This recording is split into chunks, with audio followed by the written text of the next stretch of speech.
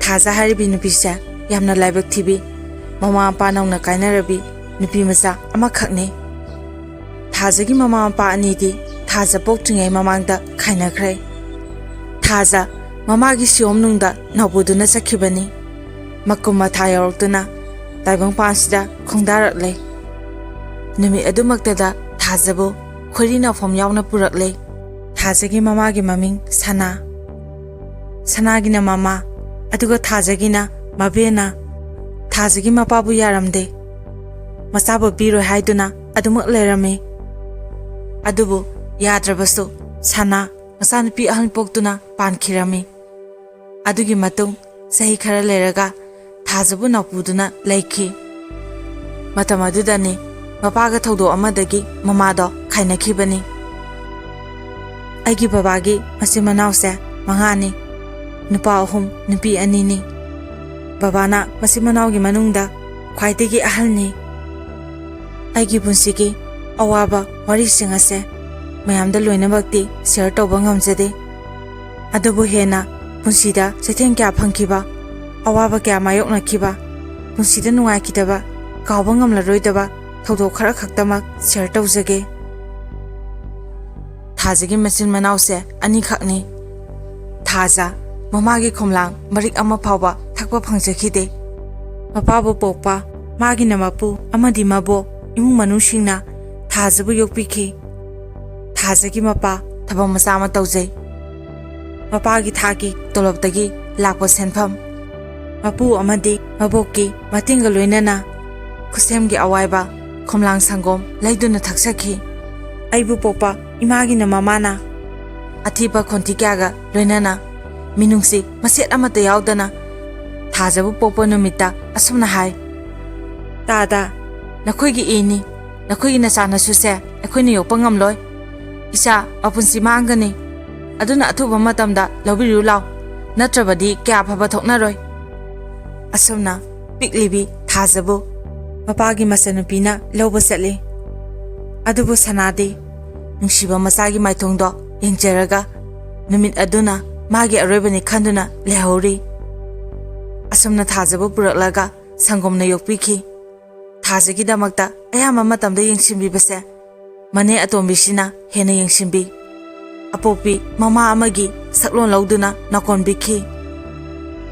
Thaza ayu nungthingi matamdadi mane na sangom inbi aduga ahingi matamdana mabokna nakonbikhi. Aigi ima saklabi thawaidagi su hena pamujabi bubok ipa saklaba pupu nene kaka makhoi mari asina aigi damakta yamna wabikhi. Kakadi nupanina thoina yengsinba tawde. Asumna matam khara haukraba tungda Thazana tha ahum surupa matamda Thazagi mama atombi purakle.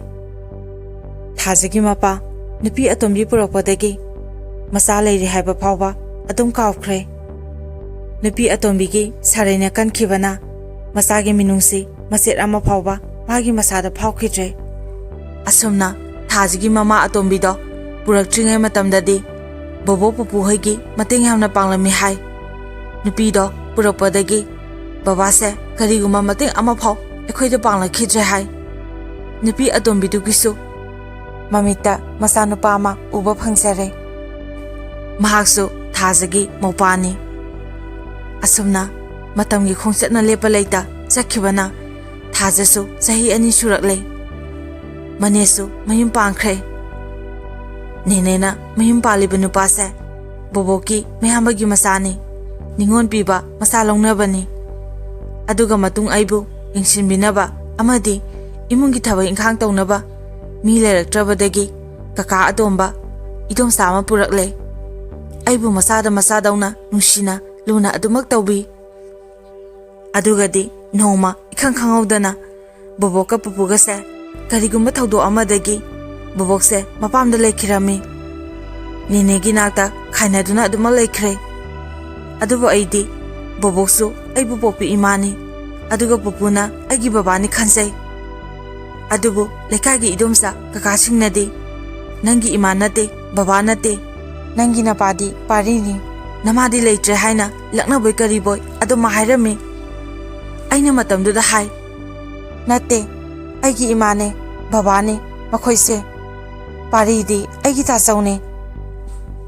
Aina gyan khara khara, tarapadadi, bobose, ayu thadukuna adum masakre, mapamda. Adubo aisu, adum boboki manakta satle. Matamado, aina sahi, ahumari, asmaina orani. Nenegi nupase, mabuk yam phate. Mamado, laubagi. Aigi mamtonsigi, mamasu, yamna minungsi leitabi, nubi amani. Aduna mamtonsu, minungsi sende. Boboki manakta sapada, aibu phubiraga tanare. Nang, napanapugi, manakta leiru haina. Tina susaibi. Adubo aisu, kaptuna adum halae. Bobokti kaitenda, enzang manamasi, yon basatle. Bobo leitabanina, nenesu, mamtona aibu phubibada, lona, nunghaitana yengragalay. Aibu satlo, ima laibada, lao haina, harapadagi aisu, adum lae. Bobogi naktane. Asumna, matam khara lairaba tungda, bobosu, kaya kana ahan oidabana. Bobogi, hangduna lairiba, mafam adubo. Mensimbinaba, bobo atombiyama, adumak thire. Sisi ibani, lay haraga, thibane hai. Adubo, antokpagi laiba habiduni. Aigi punsida, setna khainabadana, saruk oiduna lakli, ngasisu. Bobo atombi aduna, aibu, bijabi thak tawningde. Aingonda, thina su, laknabi. Sisi chahi tare kumba sure. Aduna madi, kita orasu, safare. Suba sapasu, khara khara ngamjare. Adubo aidi, kaimda tawba ngamlamde. Bobo atomina, asumna hai. Ibema, turendagi ising khara so'uso. Ising amata khong hamnaba leitribani, nang khara so'luso. Haina, thawdai. Adubo matamda, inga thagi, nungju thani. Aduna turen isingdo, ingang cheli. Imaido, paningsi tawna, adumak lay. Maduda, chesena. Hoi bobo, haiduna, sokpa satle. Maduda, nene yarmana hai. Kaino, pikraba angang sibo. Ising asuk chawkraba, yamna, kana cheli basida. Ising chuklo haina thawdari sibo. Ising da takraga, angang se, kanana kandaurige. Haina, sauraga harami. Masidagi, nene yaiduna. Jese ibanido, ima atombigi manata pusinduna, thambiki. Adubu, kaikiduna siyambada, sawum onay haiduni. Kitang pagadra, mapagi manakta leide haiduna, simbibani. Adubu, hena wanaba, oina thokle. Masidagi, aige sisegase, ima atombigi manakta lay. Sisedi, thabak ingkhang, khara khara suba ngamlabanina, imana, kemta haramde. Adu oraso, kitang soibaga, Sisigi makokta, kaksi halaga, khuzina siktuna, adum phubi. Adubo aidi, kaimta haitabanina, imana, thina, adumak tawbi. Matamduda, kakao hoisu, tongana laikre. Pupusu, atomina sumkre. Babasu, atombiga laikre. Punama mangkrabada, maraksidayda, jisi ibani khakta, kakao duna, lamza saragum, saning basada, setning baseta. Punsi suba kaptuna lelibani. Matamaduda babadi yumda leite. Babanadi khudona pau engonda sokbide phubide yamna luna sitawbi. Adubo atombigi mayaina kankhibana masa ekhoibu kopna yengsima ngamde. Masina su ekhoibu atombi singduna thina tawribani. Matam khara leraga chese ima atombigi mapamda mayumgi thabak suhanba thamkhre aige lapnare. Babasu, pupusu, kakasu kem haikidre. Kananasu karimta haikidre. Masigi maramda thijimbi khidre. Adugadi mapamgi mina chechebu minai oina sijina bikhi. Pikraba makok masaduda wahanglaba turel lairaidagi korfu puhanduna ising holaga inkhongi mana masingduda ising chahali hai. Adubu warisingdo taraduna apopi bobokna mafamduda chatlaga chechebu purakle. Mayam aidi bobokse apopine haina khalibani. Netongi manakta boboka punna amung leiminakhre. Adubu mabuk phatraba mamtonso chechedi thaba ingkhang suba ngamlabanina leibada kem haidre. Makhoigi mateng pangnaba thamkhre. Netonso haraure. Boboksu ekhoigi dama wajarambada khara makhai di phare. Somdana pukchen pikpi ima atombi gi manakta khujin gi chaina khangli. Noma numit ama ingkraba ningtham thagi numit ni. Ima atomina lafoi thanamba zani. Aidi khangjade. Aduga mana pokpa masana lafoi do putholaga sabani. Aroibada engonda lafoi amagi tangkhai ma pire. Adubu aidi saroi imana phubine haiduna sade. Adugadi imana hanglae. Sidagi lafoi kada lekhre. Maduda masana pasina hai. Asigi lamjasina chathokhrabani. Haina khome. Aina nangna saraga engonda tasine kegino. Haina khome. Adubu imatona asuma aranthidana wai sitnaba samsit makhoktuna aibu ingkraba ningthamgi ayuktuda phubiki. Aidi haurakpada ngairibani sinphau singdribani. Adubu phubada hemankibana mapan phauba soiki ising khaiki. Aina ima aibu phubigano aina lapoido sabana tie mana sabane. Ima aibu phubigano haiduna imagi makhongkonduna kapsakhi. Adubu tabibagi mahutta henado kana ising haijinduna aingonda phuki. Aidi sainado khama ngamlotabagi gyan samangkhre. Aina gyan lakpada pupusu kakasu inakta lerami. Adubu aidi kapsabadu khak natana kari amata tamba ngamdre. Aduna nimi adusu haukhre. Chaina lakta chawba ngairi. Matamnadi asum sakhi. Punsisu asum tenslei. Jahisu adum helakli.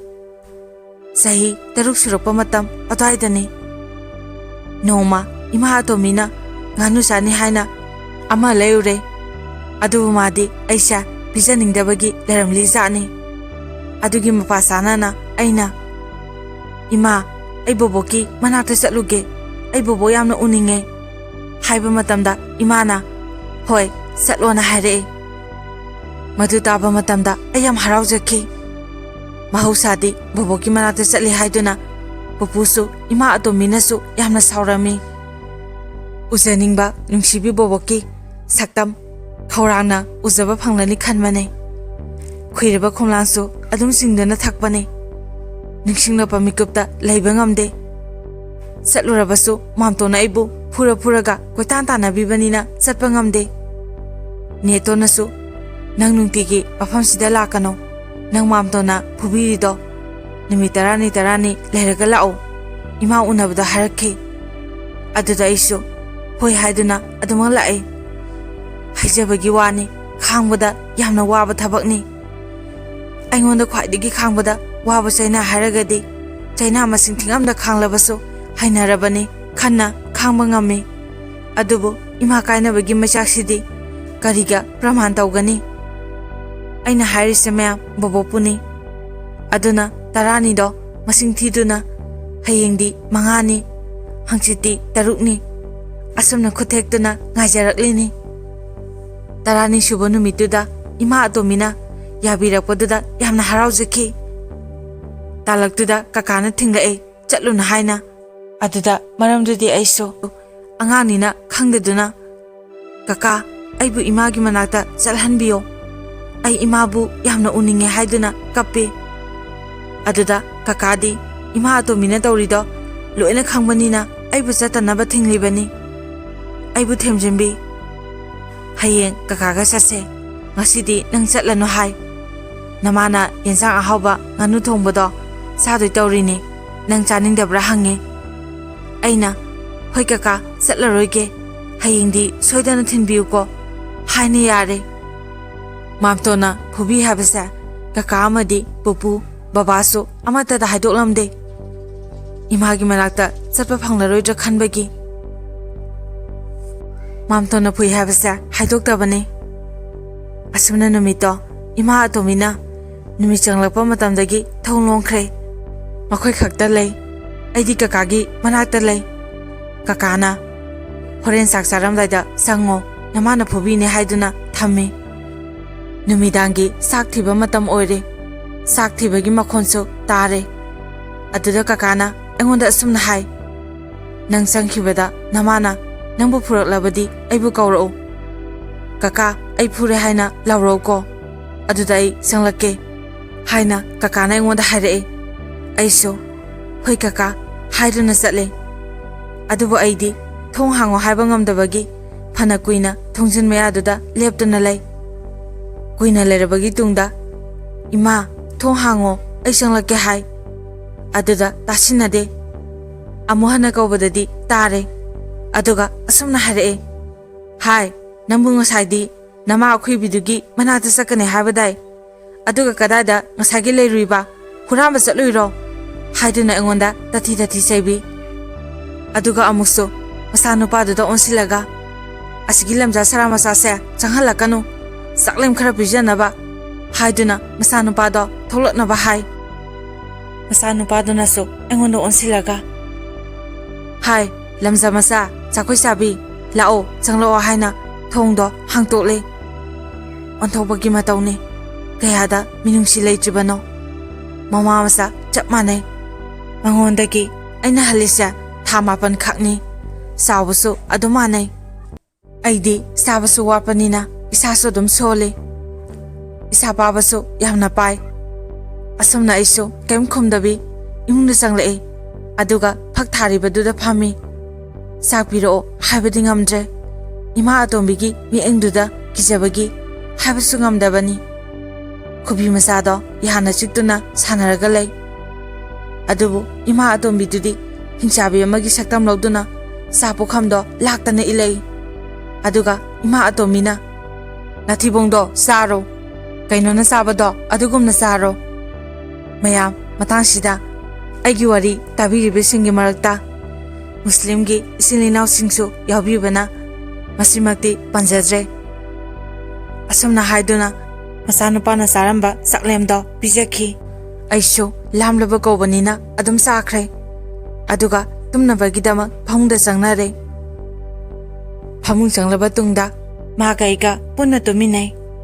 Aina khuyada mana lukhumda tumi. Mana ingonda wakai tawrae. Makhongna kauduna adum khanafam thi. Angang masenina kitang cholokpa matamda hainadabagi imatonda aina hai.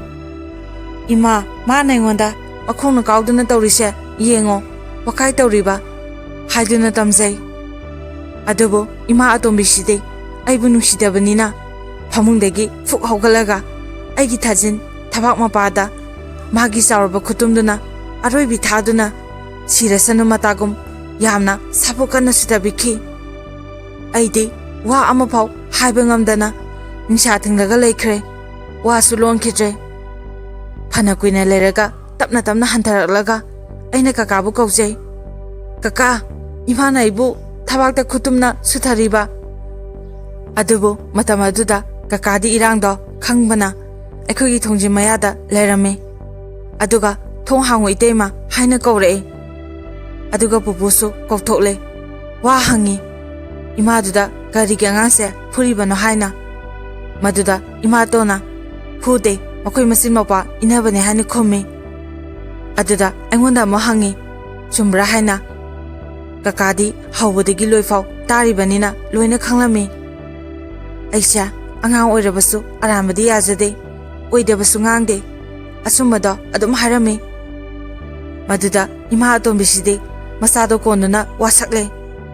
Ai isase nakoma phangdana punsise lama khangda mangbo oijage aina maonda phukhide haina wasakhe. Kakadi angonda tawkhibasingda loine taribani. Adubu kasumta hairudre. Aigi babado laklaga hairige khanbagi. Adubu ahingdo ekakaga tumle. Nongalaga baba lae. Thokiba thaudokto kaka amadi pupuna tamki. Adubu babaso atombidugi saraido unkhibana kaimta haramde. Matam khara leraga baba laitaba numit amadasu. Matamse nungthingi matamni. Kaka pupusu laite.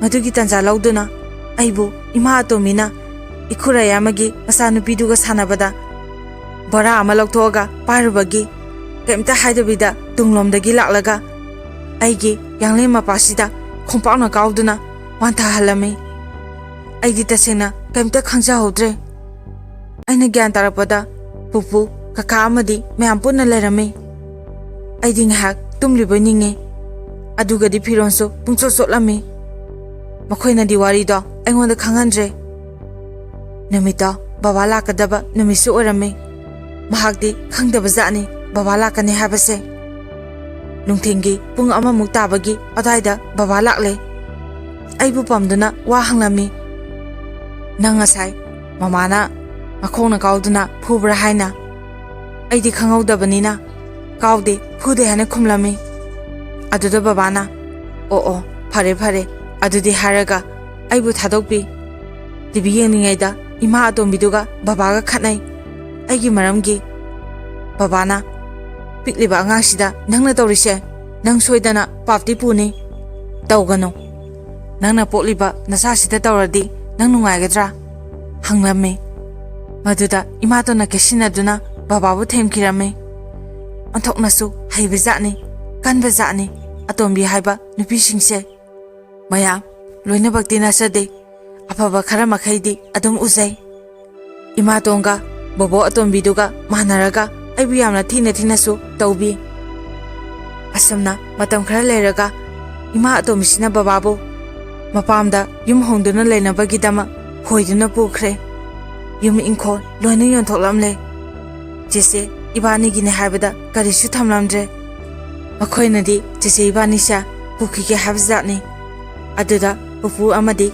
ꯀꯀꯥꯅ ꯌꯥꯗꯗꯨꯅ ꯊꯅꯝꯂꯦ꯫ ꯃꯔꯝꯗꯤ ꯑꯩꯁꯦ ꯏꯃꯥ ꯑꯇꯣꯝꯕꯤꯅ ꯍꯥꯠꯈꯤꯅꯦ ꯍꯥꯏꯕꯒꯤ ꯀꯤꯗꯨꯅ ꯄꯨꯍꯟꯗꯕꯅꯤ꯫ ꯑꯁꯨꯝꯅ ꯃꯇꯝ ꯈꯔ ꯍꯧꯈ꯭ꯔꯕ ꯇꯨꯡꯗ ꯑꯩ ꯀꯀꯥꯒ ꯂꯩ, ꯕꯣꯕꯣꯛꯀꯤ ꯅꯥꯛꯇꯁꯨ ꯑꯗꯨꯝ ꯆꯠꯂꯦ꯫ ꯑꯗꯨꯕꯨ ꯕꯣꯕꯣꯛꯀꯤ ꯅꯥꯛꯇ ꯂꯩꯅꯤꯡꯕꯅ ꯑꯩꯁꯦ ꯆꯠꯄ ꯈꯨꯗꯤꯡ ꯍꯟꯅꯤꯡꯗꯕꯒꯤ ꯅꯤꯡꯉꯥꯏ ꯇꯧꯖꯩ꯫ ꯑꯗꯨꯕꯨ ꯑꯃꯨꯛꯁꯨ ꯃꯥꯝꯇꯣꯟ ꯀꯤꯕꯒꯤ ꯎꯄꯥꯏ ꯂꯩꯇꯅ ꯑꯗꯨꯝ ꯍꯜꯂꯛꯂꯦ꯫ ꯏꯁꯨꯡ ꯏꯃꯥꯟꯅꯕꯤ ꯀꯌꯥꯅ ꯑꯆꯥꯄꯣꯠ ꯆꯥꯅꯕꯗꯣ ꯎꯔꯒ ꯑꯩꯁꯨ ꯌꯥꯝ ꯆꯥꯅꯤꯡꯉꯦ꯫ ꯄꯨꯄꯨꯅꯗꯤ ꯕꯣꯕꯣ ꯑꯇꯣꯝꯕꯤꯗꯨ ꯎꯍꯟꯗꯅ ꯂꯣꯟꯅ ꯂꯣꯟꯅ ꯄꯤꯕꯤ꯫ ꯁꯦꯜ ꯑꯣꯏꯅ ꯃꯔꯛ ꯃꯔꯛꯇ ꯀꯀꯥꯅꯁꯨ ꯄꯤꯖꯗꯤ ꯌꯥꯝ ꯄꯤꯖꯅꯤꯡꯕ, ꯑꯗꯨꯕꯨ ꯂꯥꯏꯔꯕ ꯃꯆꯥ ꯑꯣꯏꯈꯤꯕꯅ ꯏꯅꯤꯡꯁꯨ ꯊꯨꯡꯍꯟꯕ ꯉꯝꯗꯦ꯫ ꯑꯗꯨꯕꯨ ꯑꯩꯒꯤ ꯅꯨꯡꯁꯤꯕꯤ ꯕꯣꯕꯣꯛꯀꯤ ꯅꯥꯛꯇ ꯆꯠꯇꯨꯅ ꯑꯆꯥꯄꯣꯠ ꯂꯩꯅꯕ ꯁꯦꯜ ꯂꯧꯕ ꯆꯠꯂꯤ꯫ ꯑꯗꯨꯝꯁꯨ ꯄꯤꯔꯛꯏ꯫ ꯑꯉꯥꯡꯒꯤ ꯋꯥꯈꯜ ꯍꯥꯏꯕꯗꯨꯅꯤ꯫ ꯑꯗꯨꯒ ꯅꯣꯡꯃ ꯕꯣꯕꯣꯛꯀꯤ ꯃꯅꯥꯛꯇ ꯆꯠꯄ ꯃꯇꯝꯗ ꯑꯩꯕꯨ ꯃꯥꯝꯇꯣꯟꯅ ꯇꯝꯊꯤꯅ ꯁꯣꯔꯣꯛꯇ ꯇꯥꯟꯅꯗꯨꯅ ꯐꯨꯕꯤ꯫ ꯀꯩꯗꯧ ꯂꯥꯛꯂꯤꯅꯣꯅ꯫ ꯑꯗꯨꯁꯨ ꯂꯝꯕꯤ ꯆꯠꯄ ꯃꯤꯑꯣꯏꯁꯤꯡꯅ ꯐꯨꯕꯤꯒꯅꯨ ꯀꯩꯗꯧꯔꯒꯦ, ꯑꯉꯥꯡꯗꯣ ꯁꯥ ꯁꯟ ꯐꯨꯕꯗꯧꯅ ꯆꯩꯐꯝ ꯅꯥꯏꯀꯩ ꯐꯨꯕꯤꯔꯤꯕꯗꯣ ꯍꯥꯏꯅ ꯍꯥꯏꯔꯝꯃꯤ꯫ ꯑꯗꯨꯃꯛꯄꯨ ꯑꯩ ꯂꯝꯕꯤꯗ ꯀꯞꯇꯨꯅ ꯑꯗꯨꯝ ꯕꯣꯕꯣꯛ ꯂꯥꯛꯄ ꯉꯥꯏꯔꯝꯃꯤ꯫ ꯅꯨꯃꯤꯗꯥꯡ ꯋꯥꯏꯔꯝꯗ ꯕꯣꯕꯣꯛꯇꯣ ꯂꯥꯛꯑꯦ, ꯑꯗꯨꯒ ꯆꯪꯃꯤꯟꯅꯩ꯫ ꯑꯍꯤꯡꯁꯨ ꯂꯦꯛꯑꯦ꯫ ꯃꯇꯝꯗꯣ ꯑꯩ ꯆꯍꯤ 9 ꯆꯞ ꯆꯥꯅ ꯐꯥꯕ ꯅꯨꯃꯤꯠꯅꯤ꯫ ꯅꯣꯡꯉꯥꯜꯂꯒ ꯕꯣꯕꯣꯛꯁꯨ ꯀꯩꯊꯦꯜ ꯆꯠꯇ꯭ꯔꯦ꯫ ꯑꯩꯁꯨ ꯂꯩꯕꯅꯤꯅ ꯅꯨꯃꯤꯠꯇꯨꯒꯤ ꯑꯌꯨꯛꯇ ꯃꯈꯣꯏꯒꯤ ꯄꯨꯈ꯭ꯔꯤ ꯃꯄꯥꯟꯗ ꯍꯧꯕ ꯍꯩꯅꯧ ꯄꯥꯝꯕꯤ ꯃꯈꯣꯡꯗ ꯕꯣꯕꯣꯛꯅ ꯄꯨꯊꯔꯒ ꯑꯩꯕꯨ ꯀꯣꯟꯗꯨꯅ ꯀꯞꯄꯤ꯫ ꯀꯩꯒꯤꯅꯣ ꯍꯪꯕꯗ ꯕꯣꯕꯣꯛꯅ ꯕꯣꯕꯣꯛꯁꯦ ꯅꯪꯒꯤ ꯈꯟꯕꯗ ꯁꯤꯕ ꯉꯝꯂꯣꯏꯗꯧꯔꯤꯅꯦ꯫ ꯏꯃꯥꯒꯤ ꯕꯦꯝꯃ, ꯑꯩꯁꯦ ꯅꯪꯕꯨ ꯄꯣꯛꯄꯤ ꯏꯃꯥꯗꯣ ꯅꯠꯇꯤꯌꯦ, ꯑꯩꯗꯤ ꯅꯪꯒꯤ ꯕꯣꯕꯣꯛꯅꯤ꯫ ꯅꯪꯕꯨ ꯄꯣꯛꯄꯤꯗꯤ ꯁꯅꯥ ꯀꯧꯏ, ꯃꯍꯥꯛ ꯃꯌꯨꯝ ꯄꯥꯟꯈ꯭ꯔꯦ ꯍꯥꯏꯗꯨꯅ ꯇꯥꯛꯄꯤꯔꯝꯃꯤ꯫ ꯑꯩ ꯏꯄꯪ ꯄꯪꯗꯨꯅ ꯂꯩ, ꯀꯞꯄꯁꯨ ꯌꯥꯝꯅ ꯀꯞꯄꯦ꯫ ꯑꯩꯒꯤ ꯏꯃꯥꯁꯦ ꯅꯪ ꯑꯣꯏꯔꯝꯗ꯭ꯔꯕ ꯍꯥꯏꯅ ꯋꯥꯈꯟꯗ ꯈꯟꯖꯩ꯫ ꯍꯥꯏꯅꯔꯤꯉꯩ ꯇꯥꯂꯛꯇꯨꯗ ꯑꯩꯕꯨ ꯄꯣꯛꯄꯤ ꯏꯃꯥꯗꯣ ꯃꯥꯅ ꯄꯥꯜꯂꯤꯕ ꯅꯨꯄꯥꯗꯨꯒ ꯏꯃꯥꯒꯤ ꯃꯃꯥ ꯑꯩꯒꯤꯅ ꯏꯕꯣꯛꯀ ꯂꯥꯛꯑꯝꯃꯤ꯫ ꯃꯇꯝꯗꯨꯗ ꯑꯩ ꯏꯃꯥꯅꯦ ꯍꯥꯏꯕ ꯈꯪꯗꯦ꯫ ꯃꯈꯣꯏꯅꯗꯤ ꯊꯣꯡꯒꯥꯟ ꯃꯄꯥꯗꯨꯗ ꯆꯪꯂꯛꯄꯒ ꯑꯩꯈꯣꯏꯅ ꯐꯝꯂꯤꯕ ꯃꯐꯝꯗꯣ ꯍꯦꯛ ꯌꯦꯡꯁꯤꯜꯂꯛꯄꯗ ꯎꯔꯝꯃꯤ꯫ ꯑꯩꯈꯣꯏꯁꯨ ꯌꯦꯡꯊꯣꯛꯂꯨꯕ ꯃꯇꯝꯗ ꯃꯈꯣꯏꯕꯨ ꯎꯔꯝꯃꯤ꯫ ꯕꯣꯕꯣꯛꯅ ꯅꯈꯣꯏ ꯂꯥꯛꯂꯤꯕ꯭ꯔꯥ ꯍꯥꯏꯅ ꯀꯧꯔꯗꯨꯅ ꯏꯃꯥꯗꯣ ꯀꯣꯟꯁꯤꯜꯂꯒ ꯀꯞꯂꯝꯃꯤ꯫ ꯁꯅꯥ ꯀꯧꯗꯨꯅ ꯏꯃꯥꯁꯨ ꯀꯞꯂꯝꯃꯤ꯫ ꯑꯗꯨꯒ ꯑꯩꯕꯨ ꯄꯣꯛꯄꯤ ꯕꯣꯕꯣꯛꯅ ꯑꯩꯕꯨ ꯀꯧꯁꯤꯜꯂꯝꯃꯤ, ꯑꯗꯨꯒ ꯇꯥꯛꯂꯝꯃꯤ꯫ ꯅꯪꯒꯤ ꯃꯥꯡꯗ ꯂꯦꯞꯂꯤꯕꯤ ꯅꯨꯄꯤꯁꯦ ꯅꯪꯕꯨ ꯄꯣꯛꯄꯤ ꯏꯃꯥꯗꯨꯅꯤ ꯍꯥꯏꯅ꯫ ꯑꯩ ꯏꯃꯥꯗ ꯌꯦꯡꯂꯒ ꯑꯗꯨꯝ ꯂꯩ, ꯅꯨꯄꯥꯗꯨꯗꯁꯨ ꯌꯦꯡꯉꯤ꯫ ꯑꯗꯨꯕꯨ ꯑꯩꯒꯤ ꯃꯤꯠꯌꯦꯡꯒꯤ ꯑꯥꯔꯊ ꯈꯪꯂꯗꯨꯅ ꯕꯣꯕꯣꯛꯅ ꯃꯍꯥꯛꯁꯨ ꯅꯪꯒꯤ ꯀꯀꯥꯅꯦ ꯍꯥꯏꯅ ꯇꯥꯛꯂꯝꯃꯤ꯫ ꯅꯨꯄꯥꯗꯨꯅꯁꯨ ꯑꯩꯕꯨ ꯀꯣꯟꯗꯨꯅ ꯄꯥꯝꯕꯤꯔꯒ ꯅꯪꯒꯤ ꯃꯤꯡꯗꯤ ꯀꯩ ꯀꯧꯒꯦ haina hanglami. Aina Thaje kawi kaka haina khumjai. Kaka do yamna phabasu mali. Aduga kaka aduna nang kagi kaplino na hangi. Adudege aisha hena pukning nungsirakduna kapi. Wadi amata haide. Adubu kaka adudi mabuk yamna phai. Puksensu yamna sengi. Ekhoi che ibanisu yamna luna su tawbi. Nungsina su yengbi. Mahangna aigi apopo ipado. Oiramlabadi ngasi ekhoigi punsina kangkhong chaiduna hinglibase oiramdabasu yai. Ai imana popa numitagi ngasi sak unaribasini khangnariba asini. Imanasu aibu uba ahanmani ainasu ahanmani. Asamna numi adusu adum loisingkhre. Matamgi khongseti lepa leitana sakhibana haukibasu khanghaude. Aduga ai kakagi manakta amuk lakle. Matamduda kaka se rikshaw thorami. Aina kaka halakpada waiting shed tuda ngaraga kaka la ai haiduna chesan matamda yam harauna isadi sida kaidoriba haina pambi. Aduga dukan amada sangduna aigi asapo lebiduna bijai. Dukan mapuduna ngakhone angang se nangi nasa nupira hanglapa matamda hoi ise mane haina khumkhibada ngasiso aigi nakongshida tari. Matam chupada ipagi minungsi phangdribe aina kakana isane harapaduda mitagi bitaduna haraujabada punsida phanglaroi. Numi aduda aina aigi apopo ipadi kakasina haina khanjai. Harauna baba haina su kaujaninge. Adubu kaubadi ngamjade. Dukandudagi tholaga songduna chelaga imanabi singduda aisu aigisu kakana asabo lebitu haiduna harauna tamjai. Adubu imanabi singduna is yare asabo to noi babana lebibasu natabado haina karemnana noksinbi. Noidi baba imasu kauba phangdabado haina haibi. Matamduda aidi yamna kapninge. Kaigi aibu imana hundokpirino haina babasu aina yamna waraurakle. Mikuptudagi aibu sembiba mapuda aina haijai. He taiba mapu aibu sembiriba mapu aibu asuktona kaigi thabiraklino haina kapsai. Matam khara leraga noma aisa boboka nene hoide sapada bobona imagi mapamda takpirami. Aisu khangle haibago munna yengi. Mafamada ekhoi yumgasu yamna lapnaba oide. Aduga ine hoide chatle. Halakpa matamdasu ai ngasaigi ima hoigi thonganda yenglami. Aduga lae kakagi manakta amul lae. Noma aina marbon sanabagi kakana sauduna phui. Aduda aina boboki manakta chatabida imagi mapamda oina chatlami. Aduga ima haina kawi. Aduda imagi nupa kakada thoroklami. Kakana nangdi kanana yum takliba nambu kanaga lakpage haina hanglami. Aina kaka ai ithandane haina khumlami. Maraktuda imasu iboksu tholake. Aduga nangbu noi pubu hoi kaka hoi da hairambra kaigino nangna sida laidi haina imana hanglai. Aina kakana aingonda hubagi lakpane hai. Hoi fare adudi lao haina kakaduna aibu pusimbi. Matamduda imase mapamda kakadugi yum sadre haina lairame. Numi aduda kakaduna yam nungsina saksu pijabirame. Imade aibu thoina yengsimide. Kakadugi hanagi masanupi amasu lairame. Chesedunasu aibu luna tawbi.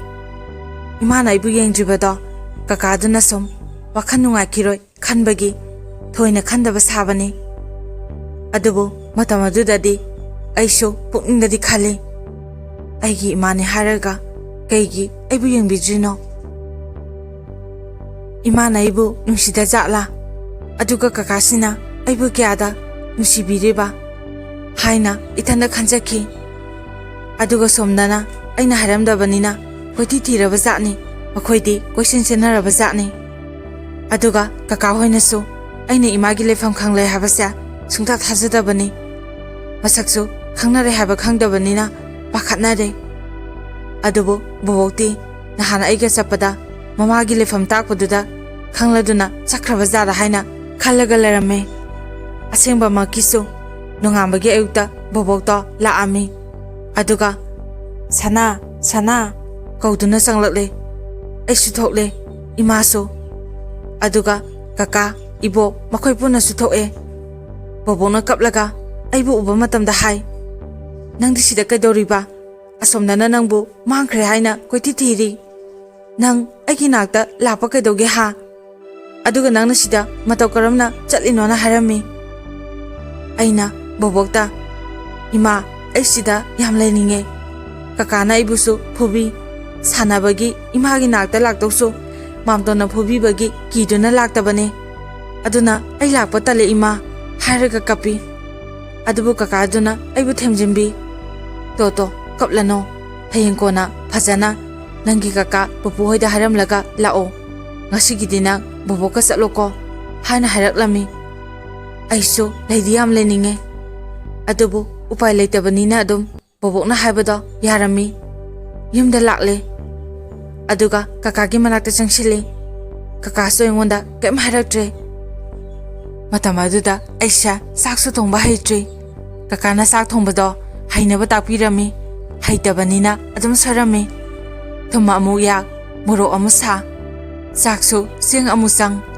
ꯑꯃꯨꯛ ꯄꯦꯠ ꯇꯧꯔꯒ ꯑꯗꯨꯝ ꯁꯣꯏ꯫ ꯑꯗꯨꯗ ꯀꯀꯥꯅ ꯁꯥꯎꯗꯅ ꯑꯩꯕꯨ ꯐꯨꯏ꯫ ꯃꯇꯝ ꯑꯗꯣ ꯅꯤꯉꯣꯜ ꯆꯥꯛꯀꯧꯕ ꯃꯇꯝ ꯑꯣꯏꯔꯛꯂꯕꯅꯤ꯫ ꯑꯃꯨꯛꯁꯨ ꯀꯀꯥꯅ ꯐꯨꯏ ꯍꯥꯏꯗꯨꯅ ꯏꯃꯥꯒꯤ ꯃꯅꯥꯛꯇ ꯆꯦꯜꯂꯝꯃꯤ, ꯑꯗꯨꯒ ꯃꯍꯧꯁꯥꯒꯨꯝ ꯍꯪꯂꯝꯃꯤ꯫ ꯑꯩꯅ, ꯏꯃꯥ ꯑꯩ ꯅꯪꯒꯤ ꯅꯥꯛꯁꯤꯗ ꯂꯩꯖꯒꯦꯕ ꯍꯥꯏꯕ ꯃꯇꯝꯗ ꯏꯃꯥꯅ ꯈꯨꯝꯂꯝꯗꯦ꯫ ꯑꯗꯨꯗ ꯀꯀꯥꯁꯤꯅ ꯈꯨꯝꯂꯛꯑꯦ, ꯂꯩꯌꯨ ꯂꯩꯌꯨ, ꯅꯪꯅ ꯂꯩꯅꯤꯡꯂꯤ ꯐꯥꯎ ꯑꯗꯨꯝ ꯂꯩꯌꯣ, ꯅꯣꯏ ꯀꯀꯥꯅ ꯑꯃꯨꯛ ꯐꯨꯕꯤꯔꯣꯏꯗ꯭ꯔꯥ?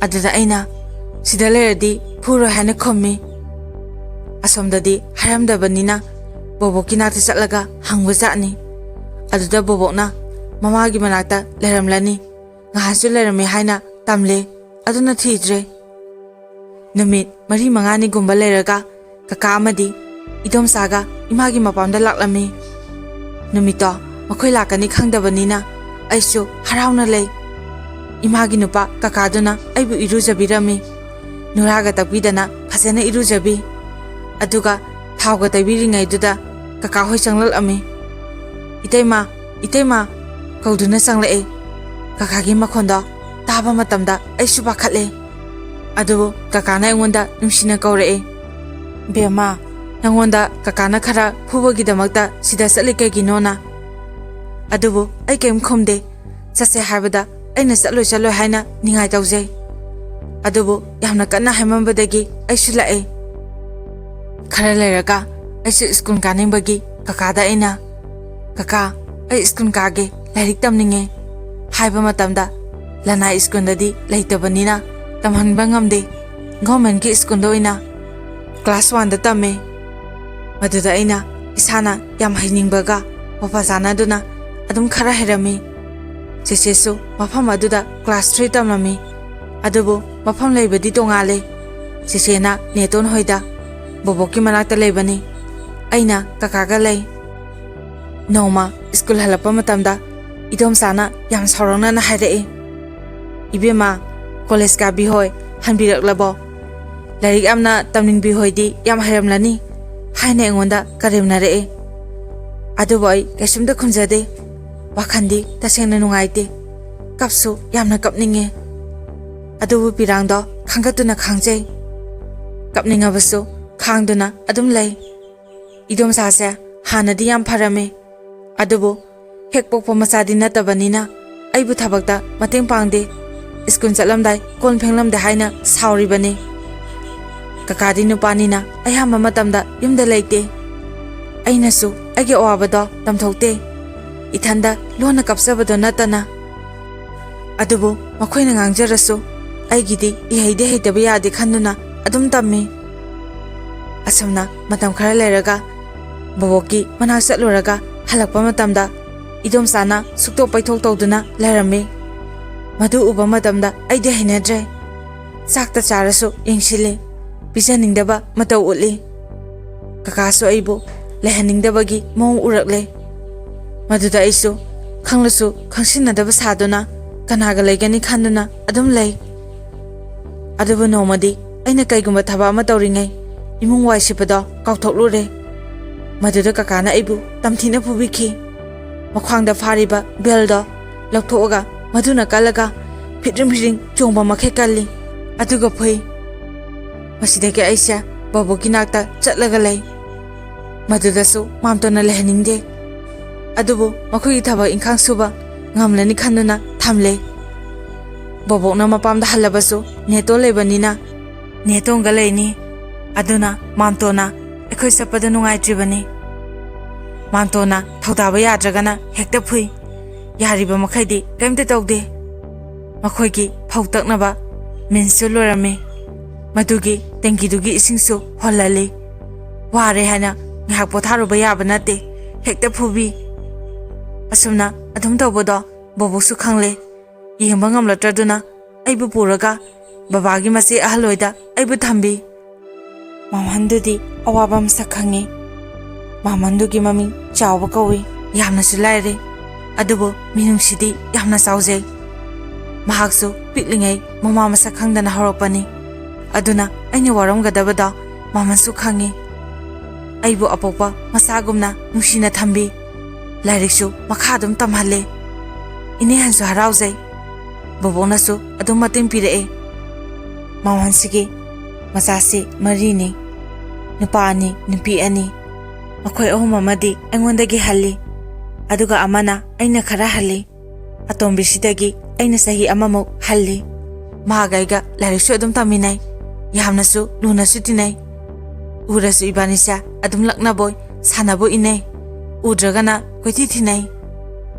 Asumna adum larapana ikuikuidana idom sado khainare pautarami. Kakado ramisu khara sanai. Marinsu khara tale. Aduna idom saga khatnabazani. Adugi khainabane hai.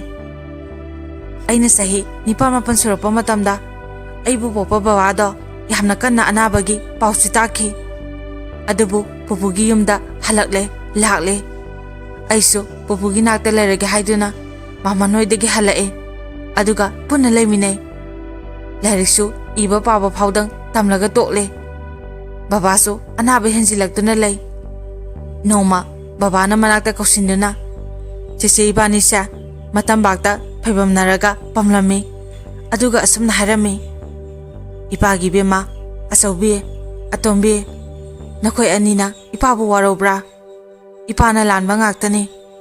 Ipasa nama atombigi saraida pangtharure. Nakoi ipabu warauganuko. Nakoibu ipana naning thunganba ngamlamdre. Ipana nakoibu nakwambasu phangkidre. Ipasa papselaba misakni.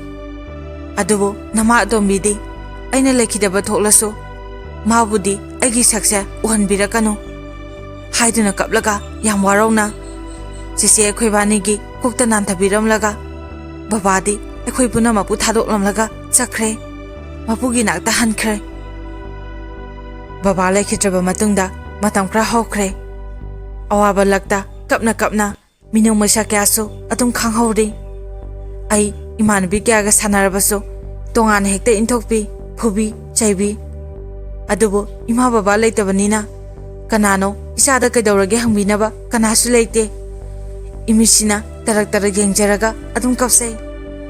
Imanabiga kitang khatnarabasu makoina aibu namanaba kauba phangdaba masani. Nangdi lamza sarani ekhoige tinaninde haibi. Adu taraga aini imabu yamna ningsinge. Adubu upaidi leite. Kapsabatana ithaudang oirabi aina masi meyada umduna phanjai. Asumna adum punsisisu nomagi sahisu yamlakhi. Babasu lekidaba sahi aniguma phare. Noma ekhoigi kakayaiga kaka tombaga khatnai. Kariguma amadagi makhoi masen khatnabada ekhoibusu paksinduna chaibi. Aigi babana leiringaida kakabu kopsilaga chese ibanibu kakada mapung phana saunaba yopirau ko haiduna sinabiramani. Aduna kakaga chisesu punna laiminare. Aduda kayaina kakada asumna hairee. ꯅꯪꯅ ꯂꯝꯖꯥ ꯁꯔꯥ ꯃꯆꯥ ꯈꯔ ꯌꯣꯛꯁꯤꯜꯂꯒ ꯑꯐꯥꯎ ꯁꯥꯏꯔꯥ? ꯅꯪꯁꯦ ꯃꯌꯥꯝ ꯃꯥꯡꯗ ꯄꯨꯛ ꯐꯩ ꯍꯥꯏꯗꯨꯅ ꯇꯛꯅꯤꯡꯂꯤꯔꯥ?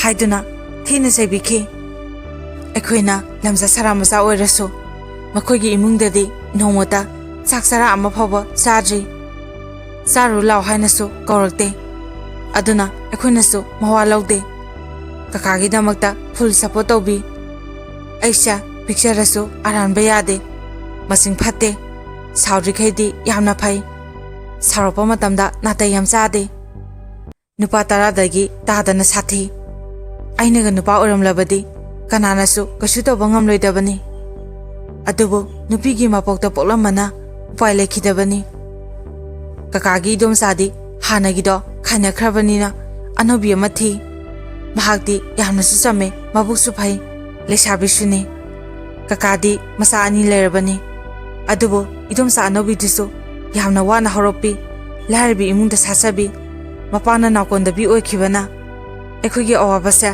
ꯁꯔꯨꯛ ꯌꯥꯕꯗ ꯍꯔꯥꯎꯅ ꯌꯥꯖꯩ꯫ ꯑꯩꯈꯣꯏꯅꯁꯨ ꯃꯍꯥꯛꯄꯨ ꯏꯃꯥꯃꯛꯅꯤ ꯈꯟꯅ ꯑꯣꯏꯅꯖꯩ, ꯀꯦꯖꯩ꯫ ꯌꯥꯝ ꯂꯨꯅꯁꯨ ꯂꯩꯃꯤꯟꯅꯩ, ꯁꯨꯕ ꯅꯣꯝꯕꯁꯨ ꯀꯟꯖꯩ꯫ ꯀꯀꯥꯗꯤ ꯃꯔꯤꯟ ꯇꯝꯕꯅꯤꯅ ꯏꯗꯣꯝꯆꯥ ꯑꯅꯧꯕꯤꯗꯨꯅ ꯍꯣꯠꯅꯗꯨꯅ ꯇꯨꯔꯦꯟꯗ ꯅꯨꯡ ꯂꯩꯉꯣꯏ ꯄꯦꯛꯂꯤ꯫ ꯑꯁꯨꯝꯅ ꯃꯇꯝ ꯈꯔꯗꯤ ꯍꯔꯥꯎꯅ ꯅꯣꯛꯅ ꯀꯦꯅ ꯂꯩꯖꯕ ꯐꯪꯖꯔꯝꯃꯤ꯫ ꯑꯗꯨꯕꯨ ꯅꯣꯡꯃ ꯏꯈꯪ ꯈꯪꯍꯧꯗꯅ ꯀꯀꯥꯅ ꯑꯁꯨꯝꯅ ꯍꯥꯏꯔꯛꯏ, "ꯊꯥꯖ, ꯏꯆꯥꯇꯣꯝꯕꯤ, ꯅꯪꯗꯤ ꯅꯪꯒꯤ ꯄꯨꯄꯨꯒ ꯂꯩꯃꯤꯟꯅꯔꯣ, ꯅꯆꯦꯅ ꯀꯀꯥꯒ ꯂꯩꯔꯒꯦ, ꯀꯀꯥꯁꯨ ꯌꯥꯝ ꯋꯥꯔꯦ, ꯑꯗꯨꯅ ꯅꯪ" ꯍꯥꯏꯗꯨꯅ ꯑꯩꯕꯨ ꯕꯣꯕꯣꯛ ꯑꯇꯣꯝꯕꯤꯗꯨꯒ ꯂꯩꯅꯕ ꯁꯤꯜꯂꯦ꯫ ꯑꯩꯈꯣꯏꯒꯤ ꯄꯨꯟꯁꯤꯁꯦ ꯑꯃꯗ ꯑꯃꯨꯛ ꯁꯤꯟꯗꯨꯅ ꯀꯌꯥꯗ ꯋꯥꯅ ꯂꯩꯈ꯭ꯔꯕꯅꯣ꯫ ꯃꯌꯥꯝ ꯑꯗꯨꯒꯤ ꯃꯇꯨꯡ ꯏꯟꯅ ꯀꯀꯥꯅ ꯍꯥꯏꯕꯒꯤ ꯄꯨꯄꯨꯒ ꯂꯩꯕꯗ ꯑꯩꯁꯦ ꯇꯥꯔꯦ꯫ ꯑꯩ ꯄꯨꯄꯨꯒ ꯂꯩꯃꯤꯟꯅꯔꯦ꯫ ꯃꯇꯝ ꯈꯔ ꯂꯩꯔꯒ ꯑꯩꯅ ꯆꯍꯤ 12 ꯁꯨꯔꯛꯄ ꯃꯇꯝꯗ ꯑꯋꯥꯕꯒꯤ ꯁꯔꯨꯛ ꯂꯣꯏꯔꯕ꯭ꯔꯥ ꯈꯪꯗꯦ, ꯑꯩꯁꯦ ꯑꯉꯥꯡ ꯏꯑꯣꯏ ꯑꯣꯏꯅ ꯅꯨꯄꯥ ꯍꯥꯏꯕ ꯍꯧꯔꯛꯂꯦ꯫ ꯏꯉꯥꯎ ꯉꯥꯎꯅ ꯂꯩꯒꯗꯧꯕ, ꯏꯟꯈꯠꯂꯛꯄꯒꯤ ꯀꯔꯤꯁꯨ ꯈꯪꯖꯗ꯭ꯔꯤꯉꯩ ꯃꯇꯝꯗꯨꯗ ꯑꯩꯗꯤ ꯅꯨꯄꯥ ꯑꯉꯥꯡꯒꯤ ꯋꯥꯈꯜ ꯆꯪꯖꯗ꯭ꯔꯤꯕ ꯃꯇꯝꯅꯤ꯫ ꯑꯩꯁꯦ ꯃꯌꯥꯝ ꯑꯉꯥꯡ ꯑꯣꯏꯔꯁꯨ ꯃꯤꯅ ꯍꯦꯛ ꯎꯕ ꯃꯇꯝꯗ ꯏꯁꯥ ꯄꯥꯔꯒ ꯋꯥꯡꯕꯗꯨꯗ ꯂꯩꯁꯥꯕꯤ ꯃꯆꯥ ꯄꯨꯡꯀꯛ ꯐꯥꯔꯕꯅꯤ ꯍꯥꯏꯅ ꯎꯕꯤꯔꯦ꯫ ꯑꯗꯨꯕꯨ ꯑꯩꯗꯤ ꯃꯇꯝ ꯑꯗꯨꯗꯁꯨ ꯑꯗꯨꯝ ꯁꯥꯟꯅꯕ ꯆꯠꯂꯤ, ꯃꯥꯔꯕꯜ ꯁꯥꯟꯅꯩ, ꯑꯗꯨꯒ ꯑꯇꯩ ꯑꯇꯩꯁꯨ ꯑꯗꯨꯝ ꯁꯥꯟꯅꯩ꯫ ꯑꯗꯨꯕꯨ ꯑꯩꯕꯨ ꯍꯥꯏꯕꯤꯌꯨ ꯂꯥꯛꯂꯤꯕ ꯅꯨꯄꯥꯗꯨꯗꯤ ꯑꯩꯅ ꯈꯪꯕ ꯅꯠꯇꯦ꯫ ꯃꯥꯗꯤ ꯑꯗꯨꯝ ꯅꯨꯡꯇꯤꯒꯤ ꯂꯥꯛꯏ꯫ ꯑꯩꯈꯣꯏ ꯄꯨꯄꯨꯒꯤ ꯃꯔꯤ ꯃꯇꯥ ꯊꯣꯛꯏ ꯍꯥꯏꯅ ꯍꯥꯏ, ꯑꯗꯨꯒꯤ ꯂꯥꯛꯂꯤꯕꯣꯏ ꯑꯗꯨꯝ ꯅꯤꯡꯉꯤ꯫ ꯑꯗꯨꯒꯗꯤ ꯃꯥꯗꯤ ꯑꯩꯕꯨ ꯂꯨꯝꯕꯒꯤ ꯂꯥꯛꯄ ꯑꯣꯏꯔꯝꯃꯤ꯫ ꯑꯩꯁꯨ ꯅꯨꯄꯥ ꯀꯣꯏꯒꯦ, ꯅꯨꯡꯁꯤꯒꯦ ꯍꯥꯏꯔꯛꯄꯗꯣ ꯍꯣꯏꯒ ꯍꯥꯏꯔꯤ ꯄꯣꯠꯅꯤ꯫ ꯑꯗꯨꯕꯨ ꯅꯨꯡꯁꯤꯕ ꯍꯥꯏꯕꯁꯦ ꯀꯔꯤꯅꯣ, ꯀꯝꯗꯧꯕꯅꯣ, ꯀꯔꯤꯝ ꯒ꯭ꯌꯥꯟꯒ ꯇꯥꯖꯕ ꯅꯠꯇꯦ꯫ ꯑꯩꯒꯤ ꯁꯥꯟꯅꯐꯝ ꯊꯣꯛꯄ ꯑꯗꯨꯝ ꯁꯥꯟꯅꯩ꯫ ꯃꯥꯗꯤ ꯑꯩꯅ ꯌꯥꯔꯛꯂꯦ ꯀꯥꯏꯅ ꯑꯗꯨꯝ ꯑꯌꯨꯛ ꯅꯨꯡꯊꯤꯟ ꯃꯇꯝ ꯈꯥꯏꯗꯕꯤ ꯂꯥꯛꯂꯤꯅꯤ꯫ ꯂꯥꯛꯂꯁꯨ ꯑꯩꯒ ꯋꯥꯔꯤꯒ ꯁꯥꯕ ꯅꯠꯇꯦ꯫ ꯃꯥꯒꯤꯅ ꯃꯥꯒꯤ ꯊꯣꯛꯄ, ꯑꯩꯒꯤꯅ ꯑꯩꯒꯤ ꯊꯣꯛꯄ ꯑꯗꯨꯝ ꯂꯩ꯫ ꯑꯗꯨꯕꯨ ꯅꯣꯡꯃꯗꯤ ꯅꯦꯅꯦ ꯑꯃꯒꯤ ꯌꯨꯝꯗ ꯀꯧꯁꯤꯟꯗꯨꯅ ꯑꯩꯕꯨ ꯐꯝꯍꯜꯂꯦ, ꯑꯗꯨꯒ ꯐꯖꯅ ꯌꯦꯡꯂꯒ ꯍꯥꯏ, "ꯅꯪ ꯑꯩꯕꯨ ꯅꯨꯡꯁꯤꯕ꯭ꯔꯥ?" ꯍꯥꯏꯅ꯫ ꯑꯗꯣ ꯑꯩꯅꯗꯤ ꯈꯨꯝꯃꯤ, "ꯅꯨꯡꯁꯤꯌꯦ ꯀꯩꯅꯣ, ꯑꯁ ꯂꯣꯏ ꯅꯨꯡꯁꯤꯗ, ꯑꯗꯨ ꯀꯩꯗꯧꯔꯒꯦ? ꯅꯪꯅ ꯑꯗꯨ ꯍꯪꯂꯤꯗꯣ ꯀꯩꯒꯤꯅꯣ?" ꯃꯗꯨꯗ ꯅꯦꯅꯦꯗꯨꯅꯁꯨ, "ꯃꯥꯗꯤ ꯌꯥꯝ ꯑꯉꯥꯡꯅꯦ, ꯃꯇꯝ ꯆꯥꯗ꯭ꯔꯤ ꯏꯕꯨꯡꯉꯣ, ꯑꯗꯨꯅ ꯇꯧꯔꯤꯅꯤ, ꯁꯥꯎꯔꯨꯅ" ꯍꯥꯏꯅ ꯊꯦꯝꯕꯤꯔꯝꯃꯤ꯫ ꯃꯇꯝ ꯈꯔ ꯂꯩꯔꯒ ꯃꯥꯗꯤ ꯑꯌꯨꯛ ꯄꯨꯡ 7 ꯖꯁꯇ ꯂꯥꯛꯂꯒ ꯅꯨꯃꯤꯗꯥꯡꯒꯤ ꯄꯨꯡ 10-11 ꯑꯗꯨꯃꯥꯏꯅ ꯍꯜꯂꯤꯅꯤ꯫ ꯑꯗꯨꯕꯨ ꯑꯩꯗꯤ ꯌꯨꯝꯗ ꯑꯗꯨꯝ ꯂꯩ꯫ ꯃꯥ ꯂꯥꯛꯄꯒ ꯈꯟꯕꯤꯕ ꯅꯠꯇꯦ, ꯋꯥꯈꯜꯁꯨ ꯂꯩꯇꯦ꯫ ꯃꯥꯅ ꯂꯥꯛꯂꯤꯕꯗꯣ ꯑꯇꯣꯞꯄ ꯅꯨꯄꯥ ꯆꯪꯗꯅꯕ ꯂꯥꯛꯄꯅꯤ, ꯑꯩꯒ ꯎꯅꯕꯒꯤ ꯂꯥꯛꯄꯁꯨ ꯅꯠꯇꯦ꯫ ꯑꯉꯥꯡꯅꯤ ꯈꯟꯕꯒꯤ ꯃꯥꯁꯨ ꯑꯩꯒ ꯎꯅꯁꯦ ꯍꯥꯏꯗꯦ꯫ ꯑꯁꯨꯝꯅ ꯃꯇꯝ ꯈꯔ ꯂꯣꯏꯅꯔꯦ꯫ ꯑꯩꯁꯨ ꯃꯥꯕꯨ ꯈꯔ ꯈꯔꯗꯤ ꯅꯨꯡꯁꯤꯔꯦ꯫ ꯑꯗꯨꯕꯨ ꯅꯨꯡꯁꯤꯕ ꯍꯥꯏꯕꯁꯦ ꯀꯔꯤꯅꯣ ꯍꯥꯏꯕ ꯑꯩ ꯈꯪꯗꯦ, ꯍꯦꯟꯅꯁꯨ ꯈꯟꯖꯤꯜꯂꯨꯗꯦ꯫ ꯃꯤꯁꯨ ꯀꯣꯏꯅꯩ꯫ ꯆꯦ ꯑꯅꯤꯇꯥ ꯍꯣꯏꯗꯤ ꯃꯣꯏ ꯁꯥꯏꯒ ꯐꯝꯂꯒ ꯋꯥꯔꯤ ꯁꯥꯏ, ꯑꯩꯁꯨ ꯁꯥꯒꯦ ꯈꯜꯂꯦ꯫ ꯑꯗꯨꯕꯨ ꯄꯨꯄꯨ ꯀꯀꯥ ꯀꯤꯕꯒꯤ ꯋꯥꯔꯤ ꯁꯥꯗꯦ꯫ ꯅꯨꯄꯥꯗꯨꯒꯤ ꯃꯤꯡꯐꯥꯎ ꯈꯪꯗꯦ꯫ ꯀꯀꯥꯒꯗꯤ ꯂꯨꯅ ꯇꯤꯟꯅꯩ ꯅꯨꯄꯥꯗꯣ, ꯑꯗꯨꯗ ꯃꯣꯏꯅ ꯀꯧꯕꯗ ꯇꯥꯔꯦ꯫ ꯅꯨꯄꯥꯁꯤꯒꯤ ꯃꯃꯤꯡꯁꯤ ꯑꯩꯁꯨ ꯈꯪꯂꯦ꯫ ꯑꯩꯁꯨ ꯈꯪꯂꯕꯅꯤꯅ ꯃꯃꯤꯡ ꯑꯗꯨꯝ ꯀꯧꯏ꯫ ꯑꯗꯨꯕꯨ ꯃꯥꯗꯤ ꯑꯉꯥꯡꯅꯤ, ꯀꯧꯖꯔꯁꯅꯨ ꯈꯜꯂꯤ꯫ ꯅꯨꯡꯁꯤꯕꯒꯤ ꯑꯩꯗꯤ ꯑꯗꯨꯒ ꯎꯕꯤꯕ ꯅꯠꯇꯦ ꯑꯩꯅ ꯃꯉꯣꯟꯗ ꯍꯥꯏ ꯍꯣꯔꯦꯟꯗꯤ ꯏꯕꯥꯅꯤ ꯅꯨꯃꯤꯗꯥꯡ ꯊꯥꯕꯜ ꯌꯦꯡꯁꯤꯔꯥ ꯀꯀꯥ ꯈꯪꯍꯟꯗꯕꯤ ꯄꯨꯄꯨꯁꯨ ꯑꯗꯨꯗ ꯃꯥꯗꯤ ꯍꯔꯥꯎꯕꯅ ꯂꯣꯏꯈ꯭ꯔꯦ ꯑꯌꯨꯛꯇꯒꯤ ꯂꯥꯛꯄꯗꯨꯅ ꯃꯌꯨꯝꯗ ꯐꯥꯎ ꯍꯟꯗꯕꯤ ꯀꯀꯥ ꯍꯣꯏꯗ ꯅꯦꯅꯦ ꯍꯣꯏꯗ ꯆꯥꯛꯁꯨ ꯑꯗꯨꯝ ꯆꯥꯏ ꯑꯗꯨꯅ ꯃꯌꯨꯝ ꯍꯟꯗ꯭ꯔꯁꯨ ꯃꯥꯗꯤ ꯑꯗꯨꯝ ꯂꯩꯔꯤꯅꯤ ꯑꯗꯨꯒ ꯅꯨꯃꯤꯗꯥꯡꯗꯣ ꯏꯕꯥꯅꯤ ꯅꯦꯅꯦꯒꯤ ꯃꯆꯥꯅꯨꯄꯤꯒ ꯊꯥꯕꯜ ꯌꯦꯡꯃꯤꯟꯅꯩ ꯑꯩꯅ ꯃꯉꯣꯟꯗ ꯅꯪꯗꯤ ꯅꯌꯨꯝꯗꯒ ꯁꯨꯡꯆꯠ ꯆꯠꯇꯦ ꯅꯃꯥꯅꯒ ꯆꯩꯕꯤꯗ꯭ꯔꯣ ꯍꯦꯛꯇ ꯍꯪꯉꯦ ꯑꯗꯨꯕꯨ ꯃꯥꯗꯤ ꯈꯤꯇꯪ ꯏꯀꯥꯏꯕ ꯃꯥꯜꯂꯦ ꯑꯗꯨꯕꯨ ꯍꯦꯟꯖꯤꯟꯅꯗꯤ ꯈꯟꯗ꯭ꯔꯦ ꯃꯥꯗꯤ ꯑꯉꯥꯡ ꯑꯣꯏꯕꯒꯤ ꯄꯉꯥꯡ ꯉꯥꯡꯖꯩꯅꯤ ꯈꯜꯂꯤꯕꯣꯏꯔꯦ ꯑꯗꯨꯒ ꯃꯥꯅ ꯍꯥꯏ ꯍꯣ ꯑꯩꯗꯣ ꯑꯩꯈꯣꯏ ꯏꯃꯥꯅ ꯅꯪꯕꯨ ꯁꯪꯕꯤꯔꯣ ꯍꯥꯏꯅ ꯊꯥꯔꯛꯂꯤꯕꯅꯦ ꯑꯗꯨꯒꯤ ꯂꯩꯔꯤꯕ ꯑꯗꯨꯗ ꯑꯩꯅ ꯈꯨꯝꯃꯦ ꯑꯦ ꯑꯗꯨꯗꯤ ꯀꯩꯒꯤꯅꯣ ꯑꯗꯨꯗ ꯃꯥꯅ ꯑꯃꯨꯛ ꯈꯨꯝꯃꯦ ꯑꯗꯨꯕꯨꯔꯣ ꯑꯩꯈꯣꯏ ꯏꯃꯥꯒꯤ ꯃꯃꯧ ꯑꯣꯏꯅꯤꯡꯂꯤ ꯃꯥꯜꯂꯦ ꯑꯗꯨꯒꯤꯅꯤꯗ ꯑꯗꯨꯗ ꯑꯩꯅ ꯌꯥꯝ ꯒ꯭ꯌꯥꯟ ꯇꯥꯕꯤꯒꯦ ꯁꯥꯗꯨꯅ ꯑꯣ ꯍꯥꯏꯅ ꯈꯨꯝꯃꯤ ꯑꯃꯨꯛ ꯃꯥꯅ ꯑꯁꯨꯝꯅ ꯍꯥꯏꯔꯛꯑꯦ ꯊꯥꯕꯜꯁꯦ ꯐꯖꯕ꯭ꯔꯥ ꯑꯩꯅ ꯐꯗꯤ ꯐꯖꯩ ꯑꯗꯣ ꯀꯣꯛꯁꯤ ꯉꯥꯎꯋꯦ ꯀꯩꯒꯤꯅꯣ ꯁꯤꯕꯣ ꯍꯥꯏꯕ ꯃꯇꯝꯗ ꯅꯦꯅꯦꯒꯤ ꯃꯆꯥꯅꯨꯄꯤꯗꯨꯅ ꯁꯣꯅꯣ ꯆꯨꯕꯤꯁꯤꯗꯤ ꯉꯥꯎ ꯍꯦꯛ ꯉꯥꯎꯔꯗꯅ ꯀꯩꯅꯣꯅꯦ ꯉꯁꯥꯏꯗꯒꯤ ꯌꯦꯡꯂꯤꯁꯤꯕꯨ ꯀꯣꯛ ꯉꯥꯎꯅꯕ꯭ꯔꯣ ꯑꯗꯨꯗ ꯃꯥꯅ ꯅꯣꯛꯂꯒ ꯌꯥꯔꯦ ꯌꯥꯔꯦ ꯇꯣꯛꯂꯣ ꯑꯗꯣ ꯅꯪ ꯉꯁꯥꯏ ꯑꯩꯒ ꯊꯥꯕꯜ ꯌꯦꯡꯁꯤ ꯍꯥꯏꯗꯣ ꯀꯩꯒꯤꯅꯣ ꯑꯩꯅ ꯑꯗꯨꯗ ꯃꯤ ꯆꯦ ꯑꯅꯤꯇꯥ ꯍꯣꯏꯗꯤ ꯃꯣꯏ ꯁꯥꯏꯒ ꯐꯝꯂꯒ ꯋꯥꯔꯤ ꯁꯥꯟꯅꯔꯒ ꯊꯥꯕꯜ ꯌꯦꯡꯕꯗꯨꯗ ꯑꯩꯁꯨ ꯅꯪꯅ ꯀꯣꯏꯒꯦ ꯍꯥꯏꯕꯗꯨꯗ ꯌꯦꯡꯁꯤ ꯍꯥꯏꯅꯤ ꯀꯩꯅꯣ ꯑꯗꯨꯗ ꯃꯥꯅ ꯑꯁ ꯑꯩꯗꯤ ꯚꯥꯞꯀ ꯐꯔꯨꯔꯦ ꯑꯗꯨꯒꯗꯤ ꯅꯪꯗꯤ ꯍꯥꯏꯔꯒ ꯅꯨꯡꯁꯤꯜꯂꯛꯑꯦ ꯑꯗꯨꯒ ꯃꯥꯅ ꯐꯔꯦ ꯑꯗꯨꯗꯤ ꯑꯩꯁꯨ ꯍꯟꯈ꯭ꯔꯒꯦ ꯊꯦꯡꯂꯦ ꯍꯌꯦꯡ ꯑꯃꯨꯛ ꯂꯥꯛꯀꯦ ꯍꯥꯏꯔꯒ ꯑꯁꯨꯝꯅ ꯅꯨꯃꯤꯠ ꯑꯗꯣ ꯍꯧꯈ꯭ꯔꯦ ꯃꯍꯥꯛꯅ ꯆꯠꯈ꯭ꯔꯕ ꯇꯨꯡꯗ ꯃꯊꯪꯒꯤ ꯅꯨꯃꯤꯠꯇꯒꯤ ꯅꯣꯡꯃ ꯐꯥꯎ ꯃꯥꯁꯦ ꯂꯥꯛꯄ ꯂꯦꯞꯈꯤꯗ꯭ꯔꯦ ꯑꯌꯨꯛꯇꯒꯤ ꯂꯥꯛꯄꯗꯨꯅ ꯑꯍꯤꯡ ꯐꯥꯎꯕ ꯑꯗꯨꯝ ꯑꯩꯕꯨ ꯁꯪꯗꯨꯅ ꯂꯩꯈꯤ ꯑꯩꯁꯨ ꯑꯗꯨꯝ ꯃꯍꯥꯛ ꯂꯩ ꯍꯥꯏꯕꯁꯦ ꯈꯪꯉꯤ ꯑꯗꯨꯕꯨ ꯋꯥꯈꯟꯗ ꯀꯔꯤꯝꯇ ꯈꯟꯖꯤꯜꯂꯨꯗꯦ ꯂꯥꯛꯂꯤꯕꯒꯤ ꯂꯥꯛꯂꯤꯕ ꯑꯗꯨꯝ ꯂꯥꯛꯂꯤꯁꯤꯕꯨ ꯈꯟꯗꯨꯅ ꯑꯩꯒꯤ ꯂꯩꯐꯝ ꯊꯣꯛꯄ ꯑꯗꯨꯃꯛ ꯂꯩ ꯃꯅꯥꯛꯇ ꯐꯥꯎ ꯆꯪꯗꯦ ꯅꯣꯡꯃꯗꯤ ꯃꯥꯅ ꯑꯩꯒꯤꯅꯤ ꯍꯥꯏꯅ ꯃꯣꯕꯥꯏꯜ ꯐꯣꯟ ꯂꯩꯅꯕ ꯄꯩꯁꯥ ꯈꯔꯁꯨ ꯑꯩꯉꯣꯟꯗ ꯄꯤꯔꯛꯑꯦ ꯃꯇꯝ ꯑꯗꯨꯗꯗꯤ ꯆꯦꯆꯦꯁꯨ ꯐꯣꯟ ꯃꯆꯥ ꯑꯃ ꯄꯥꯏꯔꯝꯃꯤ ꯃꯇꯝꯁꯤꯗ ꯆꯦꯆꯦꯁꯦ ꯅꯨꯄꯥ ꯈꯪꯅꯩ ꯃꯥꯒꯤ ꯃꯇꯧ ꯎꯔꯒ ꯑꯩꯅ ꯈꯜꯂꯦ ꯆꯦꯆꯦꯗꯒꯤ ꯐꯣꯟꯁꯦ ꯂꯧꯔꯒ ꯃꯉꯣꯟꯗ ꯇꯧꯒꯦ ꯆꯦꯆꯦꯅ ꯃꯥꯒꯤ ꯅꯨꯄꯥꯗꯨꯒ ꯋꯥꯔꯤ ꯁꯥꯕ ꯑꯗꯨꯃꯥꯏꯅ ꯑꯩꯁꯨ ꯇꯝꯂꯒ ꯃꯉꯣꯟꯗ ꯍꯥꯏꯒꯦ ꯈꯜꯂꯤ ꯑꯉꯥꯡꯒꯤ ꯋꯥꯈꯜ ꯑꯄꯪꯕ ꯍꯥꯏꯗꯨꯅꯤ ꯑꯩꯅ ꯃꯉꯣꯟꯗ ꯅꯪ ꯑꯩꯕꯨ ꯅꯨꯡꯁꯤꯕ꯭ꯔꯥ ꯍꯥꯏꯅ ꯍꯪꯉꯦ ꯃꯥꯅꯁꯨ ꯅꯨꯡꯁꯤꯌꯦ ꯅꯪꯕꯨ ꯅꯨꯡꯁꯤꯕꯒꯤꯅꯦ ꯑꯩꯅ ꯅꯣꯏꯁꯤꯗ ꯑꯗꯨꯝ ꯂꯥꯛꯏꯁꯦ ꯅꯪꯕꯨ ꯁꯪꯂꯤꯕꯁꯦ ꯃꯤꯅ ꯅꯪꯁꯦ ꯑꯣꯏꯈꯤꯅꯤ ꯈꯟꯕꯒꯤ ꯁꯪꯂꯤꯕꯅꯦ ꯍꯥꯏꯔꯛꯑꯝꯃꯤ ꯑꯩꯈꯣꯏꯒꯤ ꯄꯨꯄꯨ ꯍꯣꯏꯅꯗꯤ ꯃꯍꯥꯛꯁꯦ ꯁꯨꯡꯌꯥ ꯌꯥꯔꯝꯗꯦ ꯅꯣꯡꯃ ꯅꯨꯃꯤꯗꯥꯡ ꯑꯃ ꯃꯥ ꯑꯩꯈꯣꯏꯗ ꯐꯝꯂꯤꯉꯩ ꯃꯇꯝꯗ ꯄꯨꯄꯨꯅ ꯌꯥꯝ ꯊꯤꯅꯁꯨ ꯆꯩꯈꯤ ꯑꯗꯨꯒ ꯈꯨꯄꯥꯛꯅꯐꯥꯎ ꯊꯥꯈꯤ ꯃꯗꯨꯗ ꯃꯥꯅ ꯍꯥꯏ ꯅꯈꯣꯏꯒꯤ ꯅꯁꯨ ꯅꯨꯄꯤꯁꯦ ꯂꯧꯔꯒ ꯑꯩꯉꯣꯟꯗ ꯐꯨꯈꯤꯕꯒꯤ ꯂꯃꯟ ꯁꯤꯡꯒꯦ ꯍꯥꯏꯅ ꯑꯗꯨꯕꯨ ꯑꯩꯉꯣꯟꯗꯗꯤ ꯃꯁꯦ ꯍꯥꯏꯗꯣꯛꯂꯝꯗꯦ ꯑꯩꯕꯨ ꯃꯣꯏꯊꯦꯝ ꯇꯧꯅꯕꯗ ꯍꯣꯠꯅꯈ꯭ꯔꯦ ꯃꯥꯅ ꯐꯣꯟ ꯂꯩꯅꯕ ꯄꯤꯔꯛꯄ ꯄꯩꯁꯥꯗꯨꯁꯨ ꯀꯀꯥꯅ ꯂꯧꯁꯤꯟꯕꯤꯈ꯭ꯔꯦ ꯂꯩꯇꯕꯗꯒꯤ ꯑꯗꯨꯃꯛ ꯁꯤꯖꯤꯟꯅꯈ꯭ꯔꯦ ꯂꯩꯕ ꯐꯪꯗ꯭ꯔꯦ ꯑꯁꯨꯝꯅ ꯃꯇꯝ ꯈꯔ ꯂꯩꯔꯒ ꯑꯩꯕꯨ ꯀꯀꯥꯅ ꯑꯌꯨꯛ ꯑꯃ ꯇꯝꯊꯤꯅ ꯐꯨꯏ ꯃꯔꯝꯗꯤ ꯑꯩꯅ ꯄꯨꯄꯨ ꯍꯣꯏꯒ ꯂꯩꯕꯗ ꯄꯨꯄꯨ ꯕꯣꯕꯣꯛ ꯂꯩꯇ꯭ꯔꯤꯉꯩ ꯀꯀꯥꯅ ꯀꯩꯒꯨꯝꯕ ꯃꯥ ꯂꯧꯒꯦ ꯍꯥꯏꯕ ꯃꯇꯝꯗ ꯑꯩꯅ ꯄꯨꯄꯨ ꯂꯥꯛꯂꯒ ꯑꯣꯏꯅ ꯄꯣꯠꯁꯛꯇꯣ ꯂꯧ ꯍꯥꯏꯖꯕ ꯃꯇꯝꯗ ꯑꯁꯨꯝꯅ ꯀꯀꯥꯅ ꯍꯥꯏꯔꯒ ꯑꯩꯕꯨ ꯐꯨꯏ ꯅꯈꯣꯏꯒꯤ ꯅꯆꯤꯟ ꯅꯅꯥꯎ ꯑꯅꯤꯁꯦ ꯅꯕꯨꯛꯇꯤ ꯌꯥꯝ ꯐꯠꯇꯕꯅꯤ ꯀꯩꯒꯨꯝꯕ ꯑꯃ ꯍꯥꯏꯕ ꯃꯇꯝꯗ ꯍꯦꯛꯇ ꯌꯥꯗꯕꯅꯤ ꯑꯗꯨꯅ ꯍꯥꯠꯂꯒꯦ ꯁꯤꯖꯈ꯭ꯔꯣ ꯍꯥꯏꯗꯨꯅ ꯃꯥꯒꯤ ꯈ꯭ꯋꯥꯡꯗ ꯐꯥꯔꯤꯕ ꯕꯦꯜꯗꯣ ꯂꯧꯊꯣꯛꯑꯒ ꯑꯩꯕꯨ ꯐꯨꯕꯤꯈꯤ ꯃꯇꯝꯗꯨꯗ ꯑꯩꯒ ꯈꯪꯅꯕ ꯅꯨꯄꯥꯗꯣ ꯑꯗꯨꯅ ꯂꯥꯛꯑꯒ ꯂꯩꯕ ꯃꯇꯝꯅꯤ ꯃꯍꯥꯛꯁꯨ ꯈꯪꯉꯦ ꯑꯩꯕꯨ ꯐꯨꯏ ꯍꯥꯏꯕꯁꯦ ꯑꯩꯅꯁꯨ ꯃꯥ ꯂꯩ ꯍꯥꯏꯕꯁꯦ ꯈꯪꯉꯦ ꯑꯩꯁꯨ ꯑꯉꯥꯡ ꯑꯣꯏꯖꯔꯁꯨ ꯅꯨꯄꯥ ꯑꯃꯅ ꯀꯣꯏꯒꯦ ꯅꯨꯡꯁꯤ ꯄꯥꯝꯃꯤ ꯍꯥꯏꯔꯛꯏꯕ ꯃꯤꯗꯨꯒꯤ ꯃꯃꯥꯡꯗ ꯑꯩꯕꯨ ꯐꯨꯔꯕꯅꯤꯅ ꯏꯁꯥꯗ ꯈꯤꯇꯪꯗꯤ ꯏꯀꯥꯏꯕ ꯐꯥꯎꯖꯩ ꯑꯗꯨꯕꯨ ꯀꯀꯥꯗꯣ ꯊꯣꯛꯈ꯭ꯔꯕ ꯇꯨꯡꯗ ꯄꯨꯄꯨ ꯂꯩꯇꯕ ꯇꯥꯟꯖꯥꯗꯨꯗ ꯃꯍꯥꯛꯅ ꯆꯪꯁꯤꯜꯂꯛꯑꯒ ꯑꯩꯅ ꯀꯞꯂꯤꯉꯩꯗ ꯃꯥꯅ ꯑꯁꯨꯝ ꯊꯦꯝꯕꯤꯔꯝꯃꯤ. ꯑꯉꯥꯡ ꯅꯪ ꯑꯩꯈꯣꯏꯗ ꯑꯣꯏꯅ ꯂꯩꯔꯨꯔꯁꯦ. ꯏꯃꯥꯅ ꯅꯪꯕꯨ ꯄꯨꯔꯛꯑꯣ.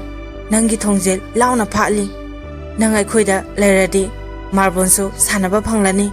ꯑꯗꯨꯒ ꯅꯪꯕꯨ ꯑꯩꯅ ꯌꯥꯝ ꯅꯨꯡꯉꯥꯏꯅ ꯊꯝꯕꯤꯅꯤꯅ ꯍꯥꯏ. ꯑꯗꯨꯕꯨ ꯑꯄꯪꯕꯒꯤ ꯍꯧꯅꯕꯤ ꯑꯩꯁꯨ ꯀꯩ ꯋꯥꯈꯟꯗꯒꯤꯅꯣ ꯈꯪꯗꯦ. ꯋꯥꯈꯟ ꯃꯆꯥ ꯑꯃ ꯈꯟꯊꯔꯨꯕ ꯇꯧꯗꯅ ꯍꯣꯏꯅꯦ ꯃꯁꯤꯅ ꯐꯔꯅꯤ. ꯁꯤꯗꯗꯤ ꯅꯤꯡꯕꯁꯨ ꯊꯨꯡꯗꯦ. ꯑꯗꯨꯒ ꯁꯥꯟꯅꯕꯁꯨ ꯇꯣꯏꯅ ꯐꯪꯗꯦ. ꯆꯥꯅꯤꯡꯕꯁꯨ ꯆꯥꯕ ꯐꯪꯗꯦ. ꯃꯈꯣꯏꯗ ꯀꯩꯒꯨꯝꯕ ꯂꯩꯔꯕꯗꯤ ꯑꯩꯕꯨ ꯂꯨꯅ ꯇꯧꯕꯤꯅꯤ. ꯌꯥꯝ ꯅꯨꯡꯉꯥꯏꯅꯁꯨ ꯂꯩꯔꯅꯤ ꯈꯟꯗꯨꯅ ꯆꯠꯂꯒꯦ ꯍꯥꯏꯅ ꯑꯩ ꯆꯞꯂꯨꯡꯅ ꯂꯦꯞꯄꯦ. ꯑꯗꯨꯕꯨ ꯑꯩꯅ ꯌꯨꯝ ꯄꯥꯜꯂꯤꯕꯅꯤ, ꯅꯨꯄꯥꯗ ꯆꯦꯜꯂꯤꯕꯅꯤ ꯍꯥꯏꯕꯗꯨꯗꯤ ꯇꯁꯦꯡꯅ ꯈꯪꯗꯦ. ꯃꯔꯤ ꯃꯇꯥꯁꯨ ꯑꯣꯏꯕꯗꯨꯗ ꯋꯥꯈꯟ ꯐꯥꯊꯕ ꯉꯝꯗꯗꯨꯅ ꯅꯨꯃꯤꯠ ꯑꯗꯨꯒꯤ ꯅꯨꯃꯤꯗꯥꯡꯗ ꯑꯗꯨꯝ ꯆꯠꯂꯤꯕꯅꯤ.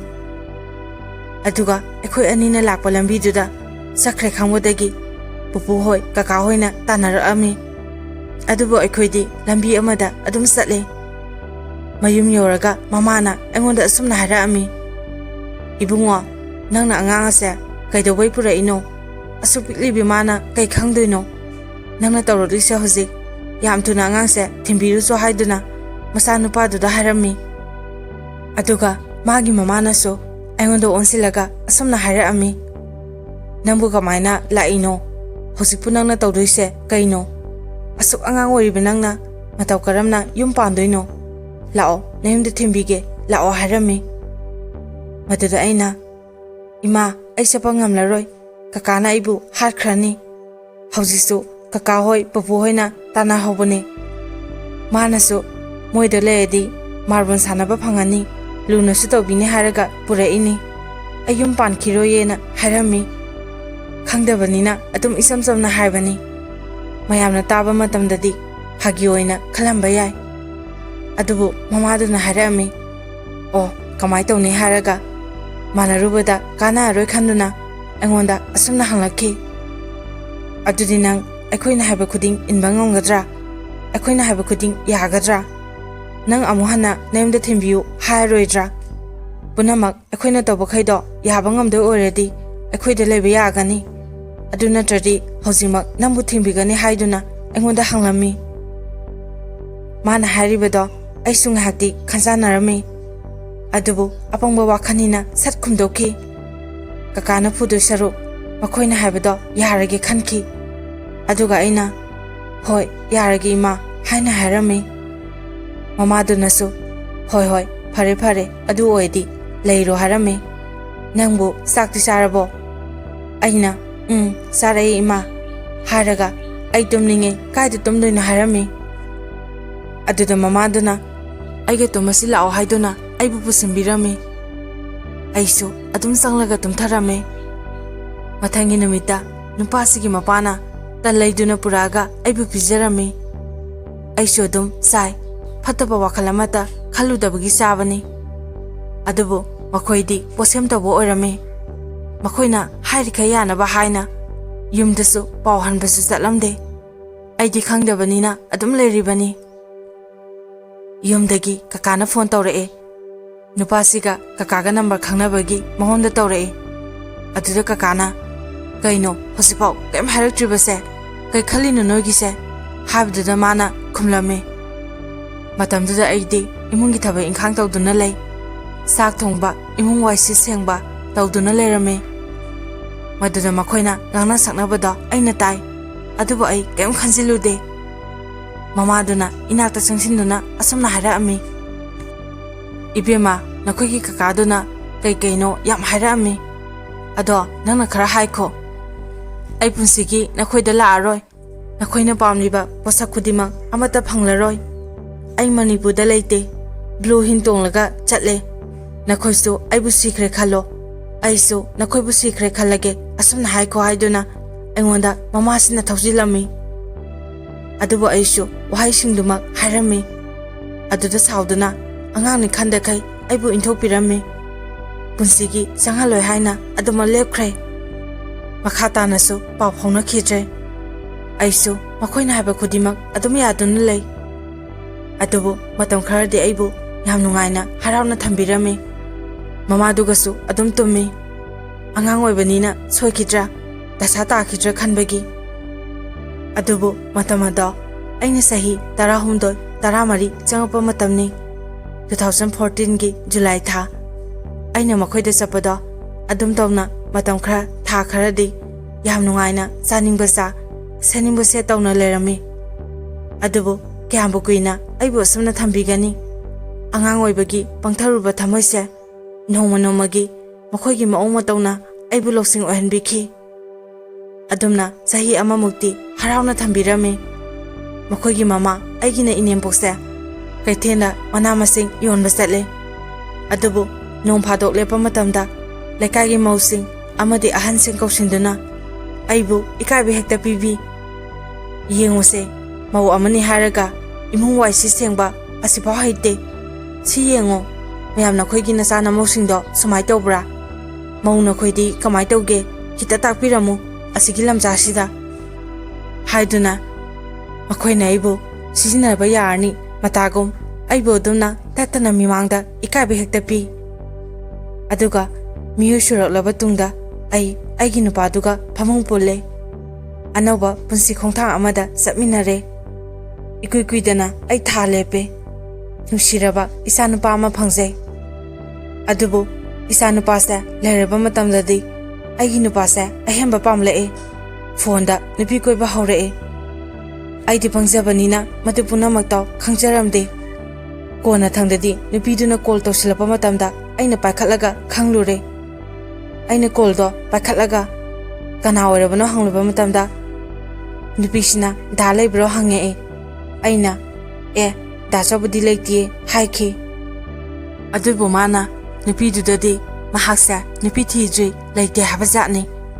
ꯅꯨꯄꯤꯁꯤꯅꯁꯨ ꯑꯩꯕꯨ ꯅꯨꯄꯥꯁꯤꯒꯤ ꯃꯆꯟꯅꯤ ꯈꯟꯕ ꯖꯥꯠꯅꯤ ꯃꯌꯥꯝ ꯑꯩꯅ ꯅꯨꯄꯥꯁꯤꯗ ꯗꯥꯆꯧꯕ ꯀꯧꯔꯤꯁꯦ ꯏꯅꯦꯝꯄꯣꯛꯅ ꯀꯧ ꯍꯥꯏꯕꯗꯒꯤ ꯀꯧꯈꯤꯕꯅꯤ ꯑꯁꯨꯝꯅ ꯑꯩ ꯈꯪꯍꯟꯗꯅ ꯃꯥꯅ ꯂꯣꯟꯅ ꯂꯣꯟꯅ ꯅꯨꯄꯤ ꯀꯣꯏꯔꯝꯃꯤ ꯃꯌꯥꯝ ꯀꯅꯥꯅꯗꯤ ꯅꯨꯡꯉꯥꯏꯒꯅꯤ ꯅꯨꯡꯁꯤꯅꯗ꯭ꯔꯁꯨ ꯑꯉꯥꯡ ꯑꯣꯏꯔꯁꯨ ꯃꯥꯒꯤ ꯃꯋꯥ ꯃꯄꯨꯔꯣꯏꯕꯅ ꯅꯨꯄꯤ ꯑꯇꯣꯞꯄ ꯌꯦꯡꯂꯛꯄ ꯍꯥꯏꯕꯁꯦ ꯀꯔꯝꯕ ꯅꯨꯄꯤꯅꯗꯤ ꯅꯨꯡꯉꯥꯏꯅ ꯂꯩꯒꯅꯤ ꯑꯗꯨꯕꯨ ꯑꯩꯗꯤ ꯀꯩꯁꯨ ꯍꯥꯏꯕ ꯉꯝꯖꯗꯦ ꯏꯄꯥꯝꯁꯨ ꯆꯪꯅꯗꯕꯅꯤꯅ ꯑꯩꯒꯤ ꯋꯥꯀꯠꯐꯝ ꯀꯅꯥꯗꯁꯨ ꯂꯩꯇꯦ ꯏꯊꯟꯗ ꯑꯗꯨꯃꯛ ꯀꯞꯆꯩ ꯏꯅꯦꯝꯄꯣꯛꯇ ꯍꯥꯏꯔꯕꯁꯨ ꯅꯨꯄꯥꯅꯤ 10ꯒꯤ ꯃꯄꯨꯅꯤ ꯀꯣꯏꯒꯤ ꯀꯣꯏꯖꯁꯅꯨ ꯍꯦꯛꯇ ꯍꯥꯏꯔꯛꯑꯦ ꯑꯗꯨꯅ ꯑꯩꯒꯤ ꯊꯃꯣꯏꯒꯤ ꯋꯥꯀꯠꯐꯝ ꯀꯅꯥꯁꯨ ꯂꯩꯇꯦ ꯑꯁꯨꯝꯅ ꯑꯩꯕꯨ ꯀꯅꯥꯁꯨ ꯂꯩꯇꯦ ꯍꯥꯏꯕꯒꯤ ꯃꯇꯥꯒꯨꯝ ꯃꯈꯣꯏꯒꯤ ꯃꯆꯤꯟ ꯃꯅꯥꯎꯁꯤꯡ ꯆꯪꯗꯨꯅ ꯉꯥꯡꯅꯤꯡꯕ ꯉꯥꯡꯕ ꯆꯩꯅꯤꯡꯕ ꯆꯩ ꯇꯧꯗꯨꯅ ꯂꯩ ꯃꯈꯣꯏꯒꯤ ꯃꯆꯤꯟ ꯃꯅꯥꯎꯁꯤꯡ ꯑꯗꯨꯅ ꯑꯩꯉꯣꯟꯗꯒꯤ ꯂꯣꯏꯅ ꯍꯜꯂꯦ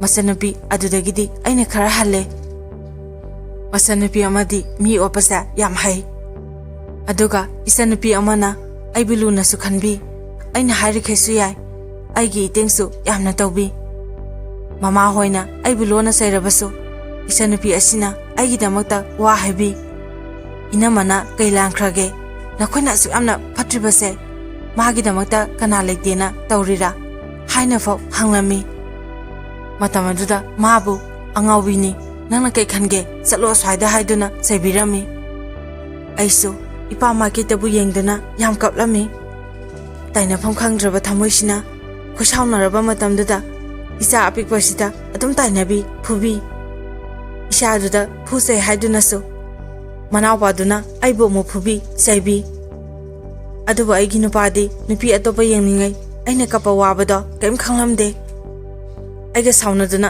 ꯈꯠꯅꯔꯕꯁꯨ ꯃꯈꯣꯏ ꯑꯃꯠꯇ ꯑꯣꯏꯔꯒ ꯑꯩꯕꯨꯅ ꯇꯣꯉꯥꯟꯅ ꯍꯦꯛꯇ ꯊꯝꯕꯤ ꯑꯗꯨꯒ ꯐꯨꯕ ꯆꯩꯕ ꯇꯧꯔꯝꯃꯤ ꯏꯅꯦꯝꯄꯣꯛꯅꯁꯨ ꯑꯋꯨꯟꯄꯣꯠ ꯑꯔꯪ ꯑꯔꯥꯛꯇ ꯄꯥꯝꯂꯛꯇꯨꯅ ꯑꯩꯕꯨ ꯊꯤꯅ ꯊꯤꯅ ꯇꯧꯔꯛꯑꯝꯃꯤ ꯃꯆꯥ ꯄꯣꯛꯄ ꯐꯥꯎ ꯗꯣꯛꯇꯔꯗ ꯁꯦꯜ ꯇꯤꯡꯍꯜꯂꯦ ꯍꯥꯏꯗꯨꯅ ꯉꯥ ꯂꯩꯅꯕ ꯁꯦꯜ ꯂꯩꯇꯦ ꯆꯦꯡ ꯈꯔꯪ ꯈꯔꯪ ꯂꯥꯎꯕꯗꯨꯒ ꯊꯨꯝ ꯈꯔ ꯆꯥꯏꯔꯒ ꯑꯩꯕꯨ ꯄꯤꯖꯕꯤꯈꯤ ꯑꯗꯨꯕꯨ ꯃꯈꯣꯏꯅ ꯑꯩꯕꯨ ꯅꯨꯡꯁꯤꯗꯕꯒꯤ ꯑꯍꯦꯟꯕ ꯄꯥꯝꯂꯛꯄꯒꯤ ꯑꯩꯕꯨ ꯃꯌꯨꯝꯗꯐꯥꯎ ꯊꯝꯅꯤꯡꯗ꯭ꯔꯦ ꯏꯄꯥꯝ ꯆꯪꯗꯕꯒꯤ ꯆꯠꯂꯣ ꯍꯥꯏꯕ ꯉꯝꯗꯗꯨꯅ ꯑꯩꯕꯨ ꯑꯄꯪ ꯁꯤꯔꯒ ꯑꯩꯕꯨ ꯄ꯭ꯔꯙꯥꯟ ꯃꯦꯝꯕꯔꯒꯤ ꯃꯌꯨꯝꯗ ꯊꯤꯟꯕꯤꯒꯦ ꯅꯪꯒꯤ ꯃꯤ ꯂꯩꯇꯦ ꯍꯥꯏꯅ ꯅꯪꯅ ꯋꯥꯖꯕꯗꯣ ꯃꯐꯝ ꯑꯗꯨꯗ ꯂꯩꯔꯕꯗꯤ ꯅꯪꯒꯤ ꯃꯤ ꯁꯣꯏꯗꯅ ꯆꯣꯡꯊꯣꯂꯛꯀꯅꯤ ꯍꯥꯏꯗꯨꯅ ꯑꯩꯕꯨ ꯖꯤꯂꯥꯗꯨꯒꯤ ꯃꯌꯨꯝꯗ ꯃꯈꯣꯏꯅ ꯊꯤꯜꯂꯝꯃꯤ ꯑꯩꯁꯨ ꯑꯁꯨꯛ ꯋꯥꯅ ꯂꯩꯗꯧ ꯁꯔꯨꯛ ꯌꯨꯝꯗ ꯍꯥꯟꯅꯒꯤ ꯄꯨꯟꯁꯤꯗꯨꯗ ꯂꯩꯖꯕꯅ ꯐꯔꯦ ꯈꯟꯗꯨꯅ ꯃꯈꯣꯏꯅ ꯍꯥꯏꯕꯗꯣ ꯑꯩꯁꯨ ꯌꯥꯔꯝꯃꯤ ꯑꯗꯨꯒ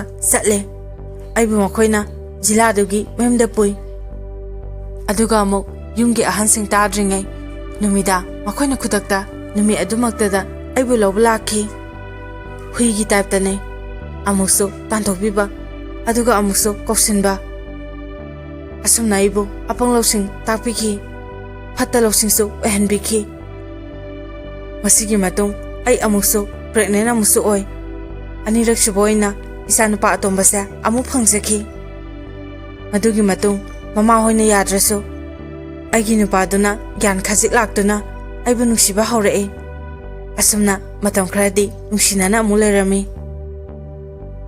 ꯑꯗꯨꯕꯨ ꯃꯇꯝ ꯈꯔꯒꯤ ꯇꯨꯡꯗ ꯌꯥꯝ ꯍꯔꯥꯎꯅ ꯀꯅꯥꯒꯤ ꯃꯤꯠꯌꯦꯡ ꯆꯪꯗꯅ ꯂꯩꯔꯝꯃꯤ꯫ ꯃꯈꯥ ꯇꯥꯔꯛꯄ ꯃꯇꯝꯗ ꯇꯣꯉꯥꯟꯅ ꯆꯥꯔꯝꯃꯤ꯫ ꯑꯗꯨꯁꯨ ꯃꯈꯣꯏꯒꯤ ꯊꯕꯛ ꯏꯪꯈꯥꯡꯗꯤ ꯑꯗꯨꯝ ꯑꯩꯅ ꯄꯨꯟꯅ ꯇꯧꯖꯩ꯫ ꯏꯪꯈꯣꯜ ꯂꯧ ꯁꯨꯔꯝꯗꯥꯏꯗꯅ ꯑꯩꯈꯣꯏꯕꯨ ꯄꯨꯟꯅ ꯑꯃꯨꯛ ꯂꯩ꯫ ꯑꯗꯨꯒ ꯂꯧꯁꯤꯡ ꯀꯥꯔꯕ ꯐꯥꯏꯔꯦꯜ ꯂꯝꯇꯥ ꯁ꯭ꯋꯥꯏꯗꯅ ꯑꯃꯨꯛ ꯇꯣꯉꯥꯟꯅ ꯄꯤꯖꯩ꯫ ꯃꯌꯥꯝ, ꯑꯩꯒꯤ ꯅꯨꯄꯥꯁꯦ ꯃꯔꯧꯁꯨ ꯌꯥꯝꯅ ꯇꯜꯂꯤ꯫ ꯁꯨꯅꯤꯡꯗꯕ ꯃꯤꯔꯝ ꯑꯣꯏꯅ ꯂꯩꯍꯟꯕꯅ ꯑꯩꯒꯤ ꯇꯣꯉꯥꯟꯅ ꯄꯤꯖꯕꯤꯕꯗꯗꯤ ꯌꯥꯝꯅ ꯋꯥꯔꯝꯃꯤ꯫ ꯃꯇꯝ ꯈꯔꯗꯤ ꯋꯥꯔꯁꯨ ꯋꯥꯅ ꯑꯗꯨꯝ ꯅꯨꯡꯁꯤꯅꯅ ꯂꯩꯔꯝꯃꯤ꯫ ꯑꯗꯨꯕꯨ ꯏꯆꯥ ꯑꯅꯤꯁꯨ ꯆꯦꯟꯕꯅꯤꯅ ꯑꯩꯁꯦ ꯌꯥꯝꯅꯁꯨ ꯋꯥꯏ, ꯑꯉꯥꯡꯒ ꯑꯣꯏꯕꯅꯤꯅ ꯇꯁꯦꯡꯅ ꯋꯥꯏ꯫ ꯑꯗꯨꯒꯗꯤ ꯃꯌꯥꯝ, ꯑꯩꯒꯤ ꯅꯨꯄꯥꯁꯦ ꯑꯃꯨꯛ ꯉꯥꯎꯁꯤꯟꯅꯕ ꯍꯧꯔꯛꯏ꯫ ꯃꯃꯥꯅ ꯏꯟꯁꯤꯟꯗꯨꯅ ꯄꯩꯁꯥ ꯄꯥꯏꯕꯤ, ꯏꯅꯥꯛ ꯈꯨꯟꯕꯤ, ꯃꯔꯝ ꯃꯊꯨꯝ ꯄꯥꯏꯕꯤ ꯑꯃ ꯂꯩ ꯍꯥꯏꯗꯨꯅ ꯅꯨꯄꯤ ꯑꯃ ꯀꯣꯏꯅꯍꯜꯂꯦ꯫ ꯑꯩꯕꯨꯗꯤ ꯈꯪꯍꯟꯗꯦ꯫ ꯃꯃꯥꯁꯤꯅ ꯃꯣꯕꯥꯏꯜꯒꯤ ꯔꯤꯆꯥꯔꯖꯀ ꯍꯥꯞꯂꯒ ꯅꯨꯄꯤꯗꯨꯒ ꯑꯗꯨꯝ ꯋꯥꯔꯤ ꯁꯥꯟꯅꯍꯜꯂꯦ꯫ ꯅꯣꯡꯃꯗꯤ ꯈꯪꯍꯧꯗꯅ ꯅꯨꯄꯤꯗꯨꯒꯤ ꯀꯣꯜ ꯑꯃ ꯂꯥꯛꯑꯦ꯫ ꯑꯗꯨꯗ ꯑꯩꯅ ꯗꯥ ꯆꯧꯕ ꯐꯣꯟ ꯂꯥꯛꯑꯦ ꯍꯥꯏꯔꯨꯕ ꯃꯇꯝꯗ ꯃꯤꯠꯁꯤꯅ ꯌꯦꯡꯗ ꯌꯦꯡꯖꯔꯨꯕꯅꯤ, ꯈꯨꯠꯅꯒ ꯄꯥꯏꯔꯨꯕ ꯖꯥꯠ ꯅꯠꯇꯦ꯫ ꯑꯗꯨꯒ ꯃꯥꯅ ꯆꯪꯁꯤꯜꯂꯛꯑꯒ ꯐꯣꯟꯗꯣ ꯑꯗꯨꯝ ꯊꯨꯒꯥꯏꯈ꯭ꯔꯦ꯫ ꯑꯩꯕꯨꯁꯨ ꯐꯨꯕꯤ꯫ ꯑꯗꯨꯒ ꯃꯃꯥꯗꯨꯒ ꯃꯥꯟꯅꯔꯒ ꯑꯩꯕꯨ ꯇꯊꯤ ꯇꯊꯤ ꯉꯥꯡꯕꯤ꯫ ꯃꯗꯨ ꯎꯕꯗ ꯑꯩꯅ ꯀꯞꯄꯒ, ꯗꯥ ꯆꯧꯕ, ꯑꯩꯅ ꯀꯔꯤ ꯂꯥꯟꯈ꯭ꯔꯒꯦ? ꯑꯩꯕꯨ ꯑꯁꯨꯛ ꯇꯝꯊꯤꯅ ꯐꯨꯕꯤꯔꯤꯕꯁꯤꯕꯣ? ꯍꯥꯏꯅ ꯍꯪꯕ ꯃꯇꯝꯗ ꯅꯪꯅ ꯀꯔꯤꯒꯤ ꯐꯣꯟꯁꯤꯗ ꯅꯃꯤꯠ ꯌꯦꯡꯂꯤꯅꯣ? ꯍꯥꯏꯅ ꯍꯥꯏꯔꯛꯑꯦ꯫ ꯑꯗꯨꯗ ꯑꯩꯅ, ꯑꯩ ꯈꯪꯗꯤꯌꯦ, ꯐꯣꯟ ꯂꯥꯛꯄ ꯈꯛꯅꯦ, ꯄꯥꯏꯈꯠꯂꯨꯗꯦ ꯍꯥꯏꯕꯗ ꯃꯃꯥꯗꯨꯅ, ꯏꯕꯦꯝꯃ, ꯅꯨꯄꯥ ꯑꯉꯥꯡꯒꯤ ꯐꯣꯟꯅꯦ ꯍꯥꯏꯔꯗꯤ ꯌꯦꯡꯗ꯭ꯔꯁꯨ ꯀꯣꯛꯇꯣꯛꯄ ꯀꯩꯗꯧꯒꯦ? ꯅꯨꯄꯥꯅꯦ, ꯀꯣꯏꯅꯤꯡꯕ ꯂꯥꯡꯅꯤꯡꯕ ꯑꯣꯏꯅꯤꯡꯕ ꯑꯣꯏꯁꯅꯨ, ꯅꯪꯅ ꯌꯦꯡꯁꯤꯟꯕꯤꯌꯨ ꯍꯥꯏꯗꯤ ꯍꯥꯏꯗꯨꯅ ꯑꯩꯕꯨ ꯑꯔꯥꯟꯕ ꯇꯥꯍꯟꯕꯤꯈꯤ꯫ ꯅꯨꯃꯤꯠ ꯑꯗꯨꯗ ꯃꯃꯥꯗꯨꯅ ꯃꯥꯒꯤ ꯐꯣꯟ ꯑꯃꯃꯨꯛ ꯂꯩꯕꯤ꯫ ꯑꯗꯨꯒ ꯂꯣꯟꯅ ꯑꯩꯕꯨ ꯈꯪꯍꯟꯗꯅꯕ ꯍꯣꯠꯅꯖꯕꯅꯤ꯫ ꯑꯗꯨꯕꯨ ꯍꯥꯟꯅꯗꯤ ꯂꯣꯟꯅ ꯄꯥꯏꯔꯝꯃꯅꯤ꯫ ꯍꯧꯖꯤꯛꯇꯤ ꯑꯩꯅ ꯈꯪꯈ꯭ꯔꯦ ꯍꯥꯏꯕꯒꯤ ꯃꯇꯥꯒꯨꯝ ꯑꯩꯒꯤ ꯏꯃꯥꯡꯗ ꯐꯣꯡꯅ ꯋꯥꯔꯤ ꯁꯥꯕ ꯍꯧꯔꯛꯏ꯫ ꯑꯩꯒꯤ ꯃꯥꯡꯗ ꯂꯦꯟꯅꯗꯨꯅ ꯋꯥꯔꯤ ꯁꯥꯟꯅꯩ, ꯑꯩꯕꯨ ꯎꯁꯤꯠꯄꯤꯗꯦ꯫ ꯃꯈꯣꯏ ꯂꯣꯏꯅ ꯑꯃꯈꯛ ꯑꯣꯏꯔꯒ ꯑꯩꯕꯨ ꯃꯤꯅꯥꯏ ꯑꯃꯒꯨꯝ ꯊꯝꯕꯤ꯫ ꯏꯀꯨꯕꯣꯛꯇꯤ ꯏꯅꯦꯝꯄꯣꯛꯀꯤ ꯈꯨꯗꯣꯝꯕꯤꯗ ꯂꯩꯕꯅꯤꯅ ꯀꯩꯁꯨ ꯍꯥꯏꯕ ꯉꯝꯗꯦ꯫ ꯃꯥꯒꯤ ꯊꯣꯛꯄ ꯑꯗꯨꯝ ꯇꯧꯔꯒ ꯂꯩ, ꯅꯨꯄꯤꯅ ꯇꯥꯜꯂꯒ ꯆꯥꯕ ꯑꯣꯏꯕꯒꯤ꯫ ꯑꯗꯨꯒ ꯑꯩꯁꯦ ꯆꯥꯛ ꯊꯣꯡꯅꯕ ꯂꯧꯕꯨꯛꯇꯒꯤ ꯁꯟꯊꯤ ꯈꯨꯟꯕ ꯆꯠꯂꯦ꯫ ꯁꯥꯔꯕ ꯀꯥꯂꯦꯟꯒꯤ ꯅꯨꯡꯁꯥꯒꯤ ꯃꯔꯛꯇ ꯅꯧꯔꯤꯕꯤ ꯑꯩꯒꯤ ꯀꯣꯛꯁꯤꯗ ꯁꯟꯊꯤ ꯕꯣꯔꯥꯗꯣ ꯄꯨꯗꯨꯅ ꯂꯥꯛꯈꯤ꯫ ꯑꯗꯨꯃꯨꯛ ꯁꯟꯊꯤ ꯆꯩ ꯁꯥꯔꯒ ꯀꯪꯅꯕ ꯐꯧꯗꯣꯛꯑꯒ ꯆꯥꯛ ꯊꯣꯡꯍꯜꯂꯤ꯫ ꯑꯁꯨꯝꯅ ꯅꯨꯡꯇꯤꯒꯤ ꯑꯗꯨꯝ ꯆꯠꯂꯦ, ꯈꯨꯜꯂꯒ ꯑꯗꯨꯝ ꯆꯥꯛꯇꯣ ꯊꯣꯡꯂꯝꯃꯤ꯫ ꯑꯩꯒꯤ ꯅꯨꯄꯥꯁꯨ ꯑꯊꯥꯞꯄ ꯂꯝ ꯑꯃꯗ ꯊꯕꯛ ꯁꯨꯕ ꯆꯠꯈ꯭ꯔꯦ꯫ ꯑꯗꯨꯒ ꯀꯨꯏꯅ ꯂꯥꯛꯇꯦ꯫ ꯑꯩꯅꯗꯤ ꯁꯣꯝꯗ ꯑꯋꯥ ꯆꯩꯊꯦꯡ ꯀꯌꯥ ꯀꯞꯅ ꯑꯗꯨꯃꯛ ꯈꯥꯡꯂꯤ꯫ ꯃꯥꯗꯤ ꯃꯗꯣ ꯎꯕꯤꯕꯒꯤ ꯃꯍꯨꯠ ꯆꯤꯡꯃꯤ ꯅꯤꯉꯣꯜ ꯑꯃ ꯄꯥꯈꯪ ꯁꯥꯗꯨꯅ ꯀꯣꯏꯕ ꯖꯥꯠꯅꯤ꯫ ꯑꯩꯕꯨꯗꯤ ꯀꯩꯝ ꯍꯪꯕꯤꯔꯛꯇ꯭ꯔꯦ꯫ ꯃꯈꯣꯏ ꯃꯆꯤꯟ ꯃꯅꯥꯎꯒꯤ ꯆꯩꯐꯨꯈꯥꯡ ꯑꯣꯏꯗꯨꯅ ꯑꯗꯨꯃꯛ ꯂꯩꯔꯦ꯫ ꯏꯆꯟꯅꯨꯄꯤ ꯑꯃꯅ ꯆꯥꯛ ꯊꯦꯡꯉꯦ ꯍꯥꯏꯕꯒꯤ ꯑꯩꯕꯨ ꯃꯥꯏꯗ ꯈꯨꯄꯥꯛꯅ ꯊꯥꯏ꯫ ꯃꯃꯥ ꯃꯆꯥ ꯃꯥꯟꯅꯔꯒ ꯆꯥꯛꯁꯨ ꯄꯤꯖꯕꯤꯗꯦ꯫ ꯏꯪꯈꯣꯜꯒꯤ ꯊꯕꯛ ꯋꯥꯅ ꯁꯨꯔꯨꯔꯒ ꯑꯌꯨꯛꯇ ꯆꯥꯛꯇꯤ ꯑꯩꯅ ꯊꯣꯡꯂꯒ ꯊꯝꯂꯝꯕꯅꯤ꯫ ꯑꯗꯨꯒ ꯏꯪꯈꯣꯜꯒꯤ ꯊꯕꯛꯇꯣ ꯑꯃꯨꯛ ꯁꯨꯕ ꯆꯠꯄꯅꯤ꯫ ꯍꯜꯂꯛꯄ ꯃꯇꯝꯗ ꯑꯩꯒꯤ ꯆꯥꯛ ꯁꯔꯨꯛ ꯊꯝꯂꯝꯗꯦ꯫ ꯑꯩꯁꯨ ꯋꯥꯔꯕꯅꯤꯅ ꯆꯥꯛꯁꯨ ꯌꯥꯝ ꯂꯥꯝꯃꯦ꯫ ꯑꯗꯨꯕꯨ ꯏꯁꯤꯡ ꯊꯛꯇꯨꯅ ꯑꯗꯨꯃꯛ ꯂꯦꯜꯂꯤ꯫ ꯃꯌꯥꯝ,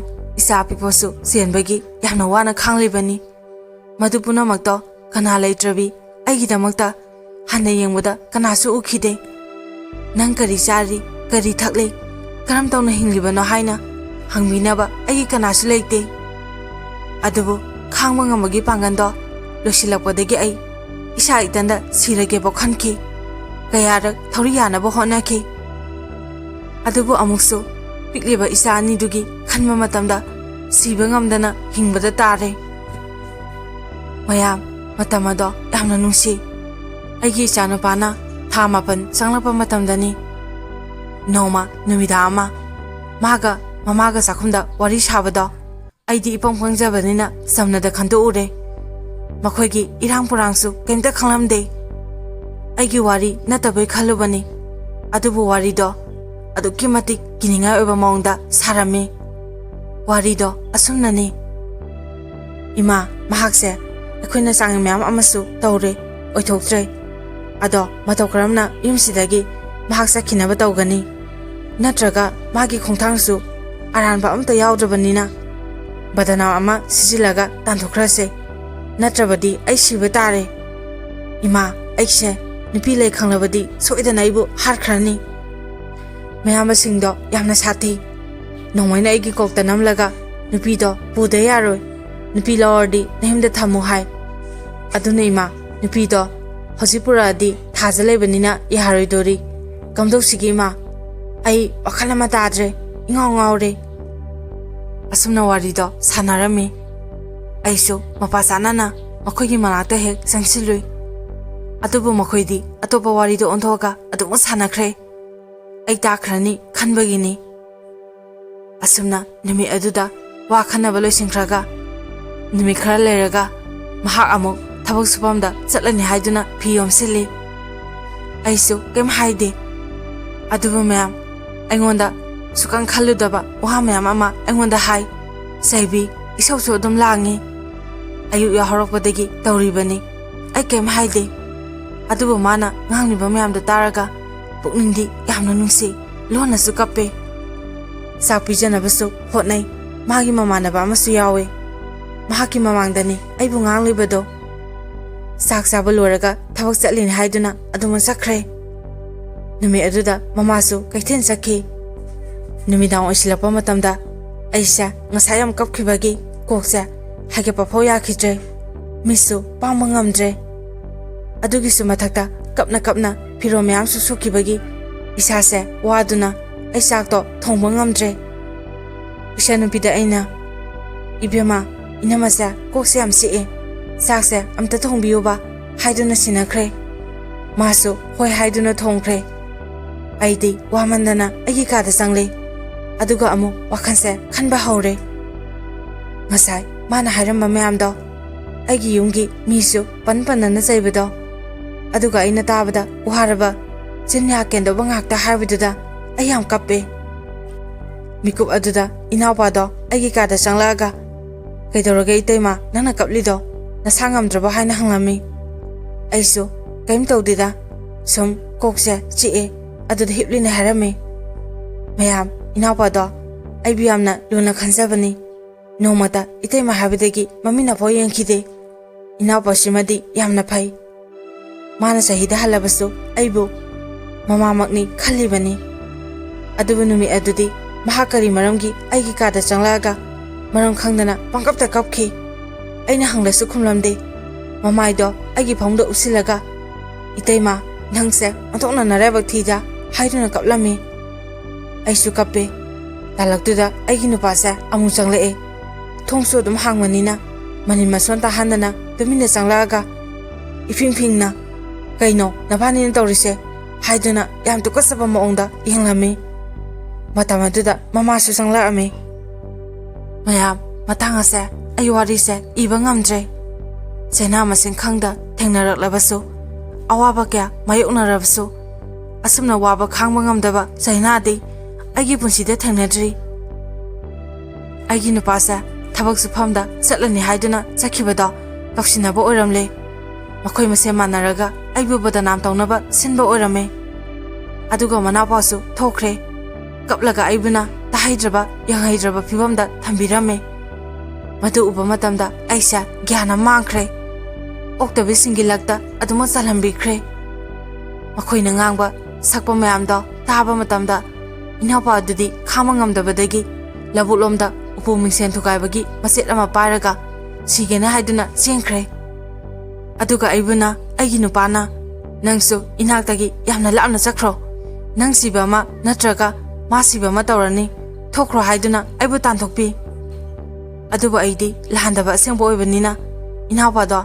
ꯇꯥꯟꯅꯕ ꯌꯥꯎꯔꯝꯃꯤ, ꯏꯆꯟꯅꯨꯄꯤ ꯍꯣꯏ ꯃꯌꯥꯝ ꯇꯧꯗꯨꯅ꯫ ꯑꯗꯨꯕꯨ ꯑꯩ ꯑꯉꯥꯡ ꯑꯄꯤꯛꯄꯗꯣ ꯄꯣꯠꯁꯤꯜꯂꯒ ꯏꯪꯈ꯭ꯔꯕ ꯅꯤꯡꯊꯝꯒꯤ ꯃꯇꯝꯅꯤ, ꯐꯤ ꯑꯃꯅ ꯀꯣꯟꯕꯤꯔꯒ ꯉꯥꯏꯈꯣ ꯏꯇꯩꯃꯒꯤ ꯋꯥꯁꯦ ꯑꯝꯇ ꯇꯥꯈꯣ ꯍꯥꯏꯗꯨꯅ ꯏꯅꯥꯎꯄꯥꯗꯣ ꯇꯥꯟꯅꯖꯩ꯫ ꯑꯗꯨꯒ ꯁꯣꯝꯗꯅ ꯑꯩꯅ ꯀꯨꯝꯈ꯭ꯔꯤꯉꯩꯗ ꯑꯩꯒꯤ ꯕꯣꯕꯣꯛ ꯑꯄꯣꯛꯄꯤꯗꯣ ꯅꯦꯅꯦ ꯍꯣꯏꯗ ꯈꯨꯗꯛꯇ ꯆꯠꯂꯒ ꯄꯥꯎ ꯍꯥꯏꯔꯝꯃꯤ, ꯑꯁꯨꯝꯅ ꯅꯈꯣꯏꯒꯤ ꯅꯆꯥ ꯅꯃꯧ ꯅꯁꯨꯗꯣ ꯁꯦꯟ ꯄꯩꯁꯥ ꯑꯣꯏꯅ 50,000 ꯑꯗꯨꯒ ꯂꯧꯒꯤ ꯄꯇꯥꯒ ꯄꯨꯗꯨꯅ ꯏꯆꯥꯅꯨꯄꯥꯗꯣ ꯊꯦꯝꯅꯧꯗꯨꯅ ꯆꯦꯟꯈ꯭ꯔꯦ ꯍꯥꯏꯗꯨꯅ ꯃꯃꯥꯒ ꯃꯄꯥꯒ ꯆꯠꯂꯒ ꯃꯥꯝꯇꯣꯟ ꯍꯣꯏꯗ ꯇꯝꯂꯝꯃꯤ꯫ ꯅꯨꯃꯤꯠꯇꯣ ꯑꯩꯕꯨꯁꯨ ꯌꯥꯝ ꯐꯨꯕꯤꯈꯤ, ꯑꯩꯕꯨ ꯑꯣꯛꯇꯕꯤ ꯂꯝꯆꯠ ꯅꯥꯏꯗꯕꯤ ꯑꯃꯒꯨꯝ ꯎꯕꯤꯈꯤ꯫ ꯑꯍꯤꯡ ꯑꯗꯣ ꯑꯩ ꯌꯥꯝꯅ ꯀꯞꯈꯤ, ꯃꯈꯣꯏꯅꯁꯨ ꯑꯣꯠꯄ ꯅꯩꯕ ꯇꯧꯈꯤ꯫ ꯑꯩꯅ ꯃꯈꯣꯏꯗ ꯈꯨꯠ ꯂꯣꯟꯖꯗꯨꯅ ꯍꯥꯏꯖꯈꯤ, ꯑꯩ ꯂꯥꯟꯗꯕꯅꯦ, ꯑꯩꯕꯨ ꯑꯝꯇ ꯀꯟꯕꯤꯌꯨ ꯍꯥꯏꯗꯨꯅ ꯈꯨꯠ ꯂꯣꯟꯅꯗꯨꯅ ꯃꯈꯣꯡ ꯀꯣꯟꯗꯨꯅ ꯀꯞꯂꯒ ꯍꯥꯏꯖꯈꯤ꯫ ꯑꯗꯨꯕꯨ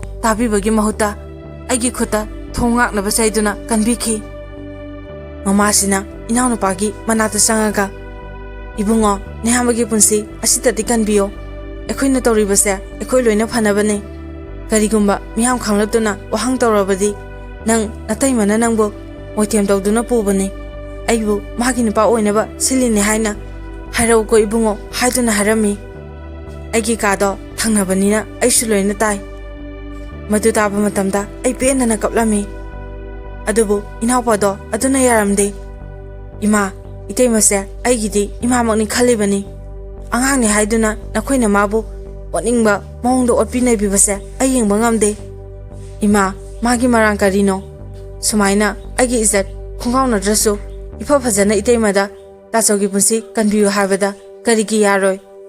ꯏꯇꯩꯃ ꯑꯗꯨꯛ ꯍꯥꯛꯅ ꯄꯨꯛꯁꯦꯝ ꯄꯤꯛꯄ ꯅꯠꯇꯦ, ꯃꯥꯕꯨ ꯀꯅꯥ ꯂꯩꯇꯦ ꯍꯥꯏꯗꯨꯅ ꯃꯄꯥꯝ ꯆꯪꯍꯟꯗ꯭ꯔꯦ, ꯏꯟꯊꯣꯛꯄꯤꯔꯦ ꯃꯇꯥꯒꯨꯝ, ꯀꯩꯁꯨ ꯇꯧꯕ ꯉꯝꯂꯔꯣꯏ ꯍꯥꯏꯅ ꯅꯈꯣꯏꯅ ꯃꯥꯕꯨ ꯇꯧꯔꯤꯕꯁꯦ꯫ ꯏꯃꯥ ꯑꯩꯈꯣꯏꯒꯤꯁꯨ ꯏꯆꯟ ꯌꯥꯎꯔꯤ, ꯃꯈꯣꯏꯁꯨ ꯁꯨꯃꯥꯏꯅ ꯊꯣꯛꯂꯣꯏ ꯍꯥꯏꯅꯤꯡꯉꯥꯏ ꯂꯩꯇꯦ, ꯏꯃꯥ ꯅꯪ ꯌꯥꯝ ꯐꯠꯃꯟꯗꯦ ꯍꯥꯏꯗꯨꯅ ꯆꯩꯔꯝꯃꯤ꯫ ꯅꯨꯃꯤꯠ ꯑꯗꯨꯒꯤ ꯅꯣꯡꯉꯥꯜꯂꯒ ꯕꯣꯕꯣꯛ ꯑꯃꯗꯤ ꯃꯥꯝꯗꯣꯟ ꯀꯧꯔꯝꯃꯤ, ꯃꯈꯣꯏꯁꯨ ꯑꯗꯨꯒꯤ ꯋꯥꯍꯪ ꯄꯥꯎꯍꯪ ꯇꯧꯔꯝꯃꯤ꯫ ꯑꯩꯗꯤ ꯊꯧꯅꯥ ꯐꯅ ꯆꯣꯡꯊꯣꯛꯏ, ꯃꯈꯣꯏꯗꯤ ꯆꯣꯡꯊꯣꯛꯄ ꯉꯝꯗ꯭ꯔꯦ꯫ ꯋꯥꯁꯛ ꯄꯤꯕꯗ ꯑꯩꯒꯤ ꯑꯁꯣꯏꯕꯗꯣ ꯍꯥꯏꯕ ꯉꯝꯈꯤꯗꯦ, ꯑꯩꯗꯤ ꯋꯥꯁꯛꯑꯦ꯫ ꯑꯗꯨꯗ ꯃꯥꯝꯇꯣꯟꯁꯨ ꯈꯪꯂꯦ, ꯋꯥꯔꯤꯁꯦ ꯑꯩꯈꯣꯏꯅ ꯂꯥꯟꯕꯅꯤ ꯍꯥꯏꯕ, ꯕꯗꯅꯥꯝ ꯇꯧꯅꯕ ꯁꯤꯟꯕꯅꯤ ꯍꯥꯏꯕꯁꯦ ꯃꯌꯦꯛ ꯁꯦꯡꯅ ꯇꯥꯛꯑꯦ꯫ ꯃꯌꯥꯝ ꯑꯩ ꯃꯈꯣꯏꯒꯤ ꯌꯨꯝ ꯃꯌꯥꯏꯗꯨꯗ ꯈꯨꯇꯨꯝ ꯇꯥꯁꯤꯟꯗꯨꯅ ꯁꯨꯔꯨ ꯁꯨꯔꯨ ꯅꯩꯗꯨꯅ ꯁꯥꯞ ꯇꯧꯔꯝꯃꯦ, ꯏꯁꯥꯗ ꯄꯦꯟꯗꯕ ꯁꯥꯎꯅꯤꯡꯕꯒꯤ ꯆꯥꯛꯃꯟꯕꯩꯅꯤ꯫ ꯑꯗꯨꯗꯒꯤ ꯕꯣꯕꯣꯛ ꯍꯣꯏ ꯂꯥꯛꯑꯒ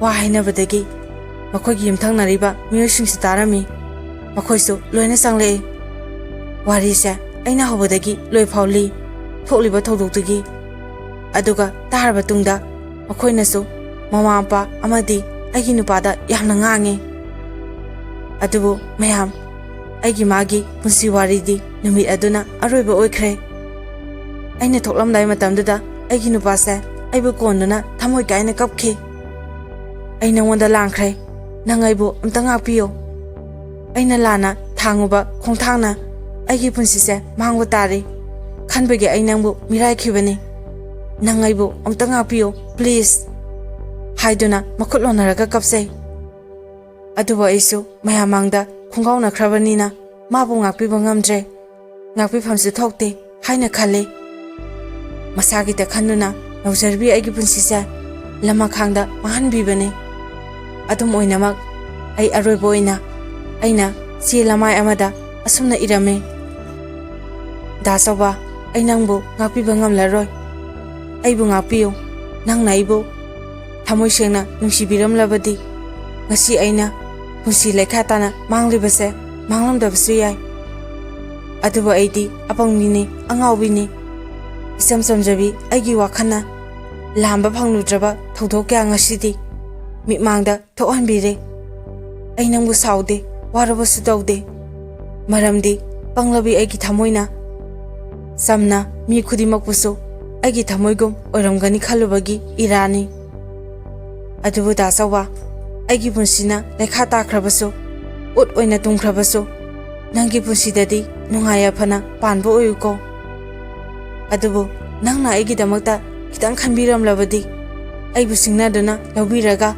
ꯃꯥꯡꯍꯟꯕꯤꯕꯒꯤ ꯃꯍꯨꯠ ꯏꯆꯥꯁꯤꯡꯁꯦ ꯂꯩꯇ꯭ꯔꯤꯉꯩ ꯑꯩꯕꯨ ꯍꯥꯠꯇꯣꯛꯄꯤꯔꯝꯕꯗ ꯀꯩ ꯀꯥꯏꯕ ꯂꯩꯒꯦ ꯑꯗꯨꯕꯨ ꯐꯔꯦ ꯄꯨꯝꯅꯃꯛꯁꯦ ꯅꯝꯊꯥꯛ ꯑꯣꯏꯔꯕꯁꯨ ꯅꯪꯅ ꯑꯩꯕꯨ ꯅꯨꯡꯁꯤ ꯁꯥꯒꯅꯨ ꯅꯪꯒꯤ ꯈꯨꯄꯥꯝꯅꯨꯡꯗ ꯑꯩꯕꯨ ꯆꯪꯈ꯭ꯔꯕꯁꯨ ꯑꯩꯒꯤ ꯄꯪꯂꯕꯤ ꯊꯃꯣꯏꯁꯤꯅꯗꯤ ꯅꯪꯕꯨ ꯑꯩꯒꯤ ꯏꯄꯨꯔꯣꯏꯕ ꯑꯃꯅꯤ ꯈꯟꯅ ꯊꯃꯣꯏ ꯁꯦꯡꯅ ꯅꯨꯡꯁꯤꯖꯈꯤꯕꯅꯤ ꯅꯪꯒꯤꯗꯃꯛꯇ ꯅꯨꯡꯁꯤꯕ ꯏꯄꯥꯝ ꯂꯝꯗꯝ ꯑꯃꯗꯤ ꯏꯃꯥ ꯕꯕꯥ ꯁꯛꯂꯕꯤ ꯀꯌꯥꯕꯨ ꯊꯥꯗꯣꯛꯂꯒ ꯅꯪꯒꯤꯗꯃꯛꯇ ꯊꯋꯥꯏꯁꯦ ꯀꯠꯊꯣꯛꯈꯤꯕꯅꯤ ꯑꯗꯨꯒ ꯍꯧꯖꯤꯛꯅ ꯅꯪꯒꯤ ꯅꯅꯨꯡ ꯂꯦꯡꯈ꯭ꯔꯕ ꯇꯨꯡ ꯋꯥꯕ ꯌꯥꯕ ꯋꯥꯃꯤꯟꯅꯔꯒ ꯑꯩꯕꯨ ꯏꯃꯥ ꯏꯄꯥ ꯂꯩꯇꯦ ꯀꯅꯥꯁꯨ ꯎꯗꯦ ꯈꯪꯗꯦ ꯃꯇꯥꯒꯨꯝ ꯑꯩꯅ ꯄꯨꯕ ꯉꯝꯂꯔꯣꯏꯗꯕ ꯄꯣꯠꯂꯨꯝ ꯑꯃ ꯏꯀꯣꯛꯊꯛꯇ ꯊꯣꯡꯒꯠꯄꯤꯔꯦ ꯕꯗꯅꯥꯝꯒꯤ ꯆꯩꯊꯦꯡ ꯐꯪꯗꯨꯅ ꯍꯟꯕ ꯇꯥꯔꯦꯀꯣ ꯆꯩꯅꯥ ꯀꯌꯥ ꯐꯪꯂꯕꯁꯨ ꯕꯗꯅꯥꯝꯒꯤ ꯆꯩꯅꯥꯁꯤꯗꯤ ꯈꯥꯡꯕ ꯉꯝꯕꯒꯤ ꯄꯥꯡꯒꯟꯗꯣ ꯂꯩꯇ꯭ꯔꯦ ꯑꯩ ꯍꯤꯡꯂꯨꯕꯒꯤ ꯀꯥꯟꯅꯕꯁꯨ ꯂꯩꯇ꯭ꯔꯦ ꯙꯥꯆꯧꯕ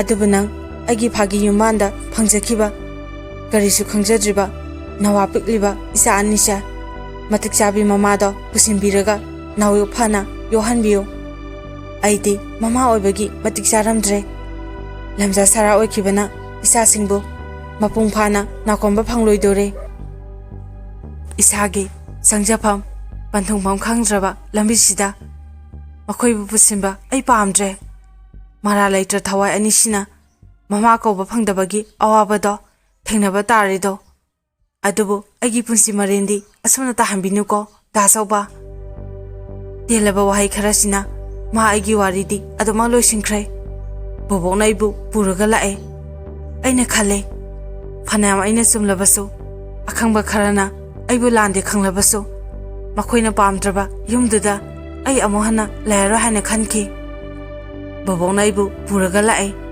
ꯑꯩ ꯃꯈꯣꯏꯗꯒꯤ ꯐꯤꯖꯦꯠ ꯑꯃꯐꯥꯎ ꯄꯨꯔꯛꯇꯦ ꯄꯥꯝꯁꯨ ꯄꯥꯝꯗꯦ ꯃꯔꯝꯗꯤ ꯑꯁꯨꯛ ꯆꯥꯎꯔꯕ ꯑꯩꯒꯤ ꯄꯨꯟꯁꯤꯁꯦ ꯃꯥꯡꯍꯟꯕꯤꯔꯒ ꯃꯈꯣꯏꯒꯤ ꯁꯅꯥ ꯂꯨꯄꯥ ꯄꯩꯁꯥ ꯈꯔꯗꯨꯅ ꯑꯩꯒꯤ ꯃꯥꯡꯈ꯭ꯔꯕ ꯄꯨꯟꯁꯤꯗꯣ ꯍꯟꯖꯤꯜꯂꯛꯄ ꯌꯥꯈꯤꯗ꯭ꯔꯥ ꯑꯩꯒꯤ ꯏꯖꯠꯇꯣ ꯍꯜꯂꯛꯈꯤꯗ꯭ꯔꯥ ꯍꯜꯂꯛꯑꯔꯣꯏꯗꯕ ꯄꯣꯠꯁꯛ ꯑꯃꯒꯤꯗꯃꯛ ꯁꯅꯥ ꯂꯨꯄꯥ ꯄꯩꯁꯥꯗꯣ ꯂꯧꯗꯕꯅꯤ ꯄꯥꯝꯗꯕꯅꯤ ꯃꯥꯡꯕꯒꯤ ꯃꯥꯡꯕ ꯂꯣꯏꯈ꯭ꯔꯁꯅꯨ ꯇꯨꯝꯈ꯭ꯔꯁꯅꯨ ꯄꯨꯟꯁꯤꯁꯦ ꯈꯟꯗꯨꯅ ꯑꯗꯨꯝ ꯊꯣꯛꯂꯛꯑꯦ ꯑꯗꯨꯒ ꯕꯣꯕꯣꯛꯀꯤ ꯅꯥꯛꯇ ꯂꯩ ꯃꯇꯝ ꯈꯔ ꯂꯩꯔꯒ ꯃꯈꯣꯏ ꯑꯩꯕꯨ ꯇꯠꯇꯅ ꯍꯥꯏꯖꯕ ꯂꯥꯛꯑꯝꯃꯤ ꯍꯟꯖꯤꯟꯅꯕꯒꯤ ꯋꯥ ꯍꯥꯏꯅꯕ ꯂꯥꯛꯄꯅꯤ ꯑꯗꯨꯕꯨ ꯑꯩꯅ ꯌꯥꯗꯦ ꯑꯃꯨꯛ ꯍꯟꯅ ꯆꯪꯂꯔꯣꯏ ꯈꯟꯕꯒꯤ ꯌꯥꯗꯕꯅꯤ ꯑꯁꯣꯝꯅ ꯅꯨꯃꯤꯠ 32 ꯁꯨꯕ ꯅꯨꯃꯤꯠꯇ ꯃꯥꯒꯤ ꯅꯨꯡꯁꯤꯕꯤ ꯅꯨꯄꯤ ꯑꯗꯣ ꯄꯨꯔꯒ ꯂꯥꯛꯑꯦ ꯍꯥꯏꯕ ꯄꯥꯎ ꯇꯥꯈꯤ ꯃꯗꯨ ꯇꯥꯕ ꯃꯇꯝꯗ ꯑꯩꯒꯤ ꯊꯃꯣꯏꯁꯦ ꯃꯆꯦꯠ ꯇꯥꯈꯤ ꯑꯗꯨꯕꯨ ꯃꯤꯠꯃꯥꯡꯗꯗꯤ ꯀꯩꯁꯨꯝꯇ ꯈꯟꯗꯕ ꯁꯥꯗꯨꯅ ꯑꯋꯥꯕ ꯃꯥꯏꯊꯣꯡꯗꯣ ꯂꯣꯠꯁꯤꯜꯂꯒ ꯈꯥꯡꯈꯤ ꯊꯃꯣꯏ ꯀꯟꯕ ꯁꯥꯈ꯭ꯔꯦ ꯅꯨꯄꯤ ꯑꯃꯗꯣ ꯄꯨꯔꯛꯑꯁꯨ ꯑꯩꯉꯣꯟꯗ ꯍꯥꯏꯖꯕ ꯂꯥꯛꯄꯗꯤ ꯂꯦꯞꯇꯦ ꯑꯩꯒꯤ ꯂꯩꯀꯥꯏꯗ ꯃꯔꯤ ꯃꯇꯥꯗ ꯊꯤꯗꯨꯅ ꯀꯣꯏꯆꯦꯟ ꯆꯦꯜꯂꯝꯃꯤ ꯑꯃꯨꯛꯇ ꯍꯟꯖꯤꯟꯖꯒꯦ ꯑꯩ ꯇꯁꯦꯡꯅ ꯃꯥꯒꯤ ꯃꯐꯝꯗ ꯂꯥꯡꯈ꯭ꯔꯦ ꯑꯉꯥꯡ ꯑꯅꯤꯗꯣ ꯃꯃꯥꯒ ꯂꯩꯃꯤꯟꯅꯍꯟꯖꯒꯦ ꯍꯥꯏꯗꯨꯅ ꯂꯥꯛꯄ ꯂꯦꯞꯇꯦ ꯃꯇꯝꯁꯤꯗ ꯄꯨꯄꯨ ꯍꯣꯏ ꯀꯀꯥ ꯍꯣꯏꯅꯁꯨ ꯑꯩꯕꯨ ꯏꯟꯊꯣꯛꯄꯤꯔꯤ ꯆꯪꯍꯜꯂꯝꯗꯦ ꯑꯗꯨꯅ ꯌꯥꯈꯤꯗꯦ ꯈꯪꯗꯦ ꯃꯥꯒꯤ ꯂꯩꯐꯝꯗ ꯍꯥꯏꯅꯔꯨ ꯁꯤꯗꯗꯤ ꯂꯥꯛꯀꯅꯣ ꯍꯥꯏꯈꯤ ꯃꯁꯤꯒꯤ ꯃꯔꯝꯗꯤ ꯄꯨꯄꯨ ꯀꯀꯥ ꯍꯣꯏꯗꯁꯨ ꯑꯩꯒ ꯍꯟꯖꯤꯟꯅꯅꯕꯒꯤ ꯋꯥ ꯍꯥꯏꯕ ꯂꯥꯛꯄꯒꯤꯅꯤ ꯑꯗꯨꯒꯤ ꯃꯇꯨꯡ ꯀꯀꯥ ꯍꯣꯏ ꯄꯨꯄꯨ ꯍꯣꯏꯅ ꯑꯩꯁꯦ ꯆꯪꯍꯟꯕꯤꯔꯦ ꯂꯩꯀꯥꯏꯒꯤ ꯏꯆꯦꯁꯤꯡꯗꯤ ꯃꯌꯨꯝ ꯄꯥꯟꯗ꯭ꯔꯤ ꯑꯩꯒꯤ ꯆꯦꯆꯦꯁꯨ ꯄꯥꯟꯗ꯭ꯔꯤꯕꯅꯤꯅ ꯑꯩ ꯂꯩꯀꯥꯏꯗꯨꯗ ꯊꯣꯛꯄ ꯐꯥꯎ ꯉꯝꯈꯤꯗꯦ ꯏꯀꯥꯏꯕꯅ ꯁꯤꯖꯅꯤꯡꯕꯁꯨ ꯐꯥꯎꯈꯤ ꯑꯗꯨꯕꯨ ꯏꯁꯥ ꯏꯊꯟꯗ ꯁꯤꯖꯕꯗꯤ ꯉꯝꯖꯗꯕꯅꯤꯅ ꯑꯃꯗꯤ ꯑꯩꯒꯤ ꯃꯄꯨ ꯑꯩꯕꯨ ꯁꯦꯝꯕꯤꯔꯤꯕ ꯃꯍꯥꯛꯅꯁꯨ ꯑꯊꯤꯡꯕ ꯄꯤꯕꯤꯔꯝꯃꯅ ꯑꯩ ꯁꯤꯕ ꯉꯝꯗꯅ ꯍꯤꯡꯂꯤꯕꯅꯤ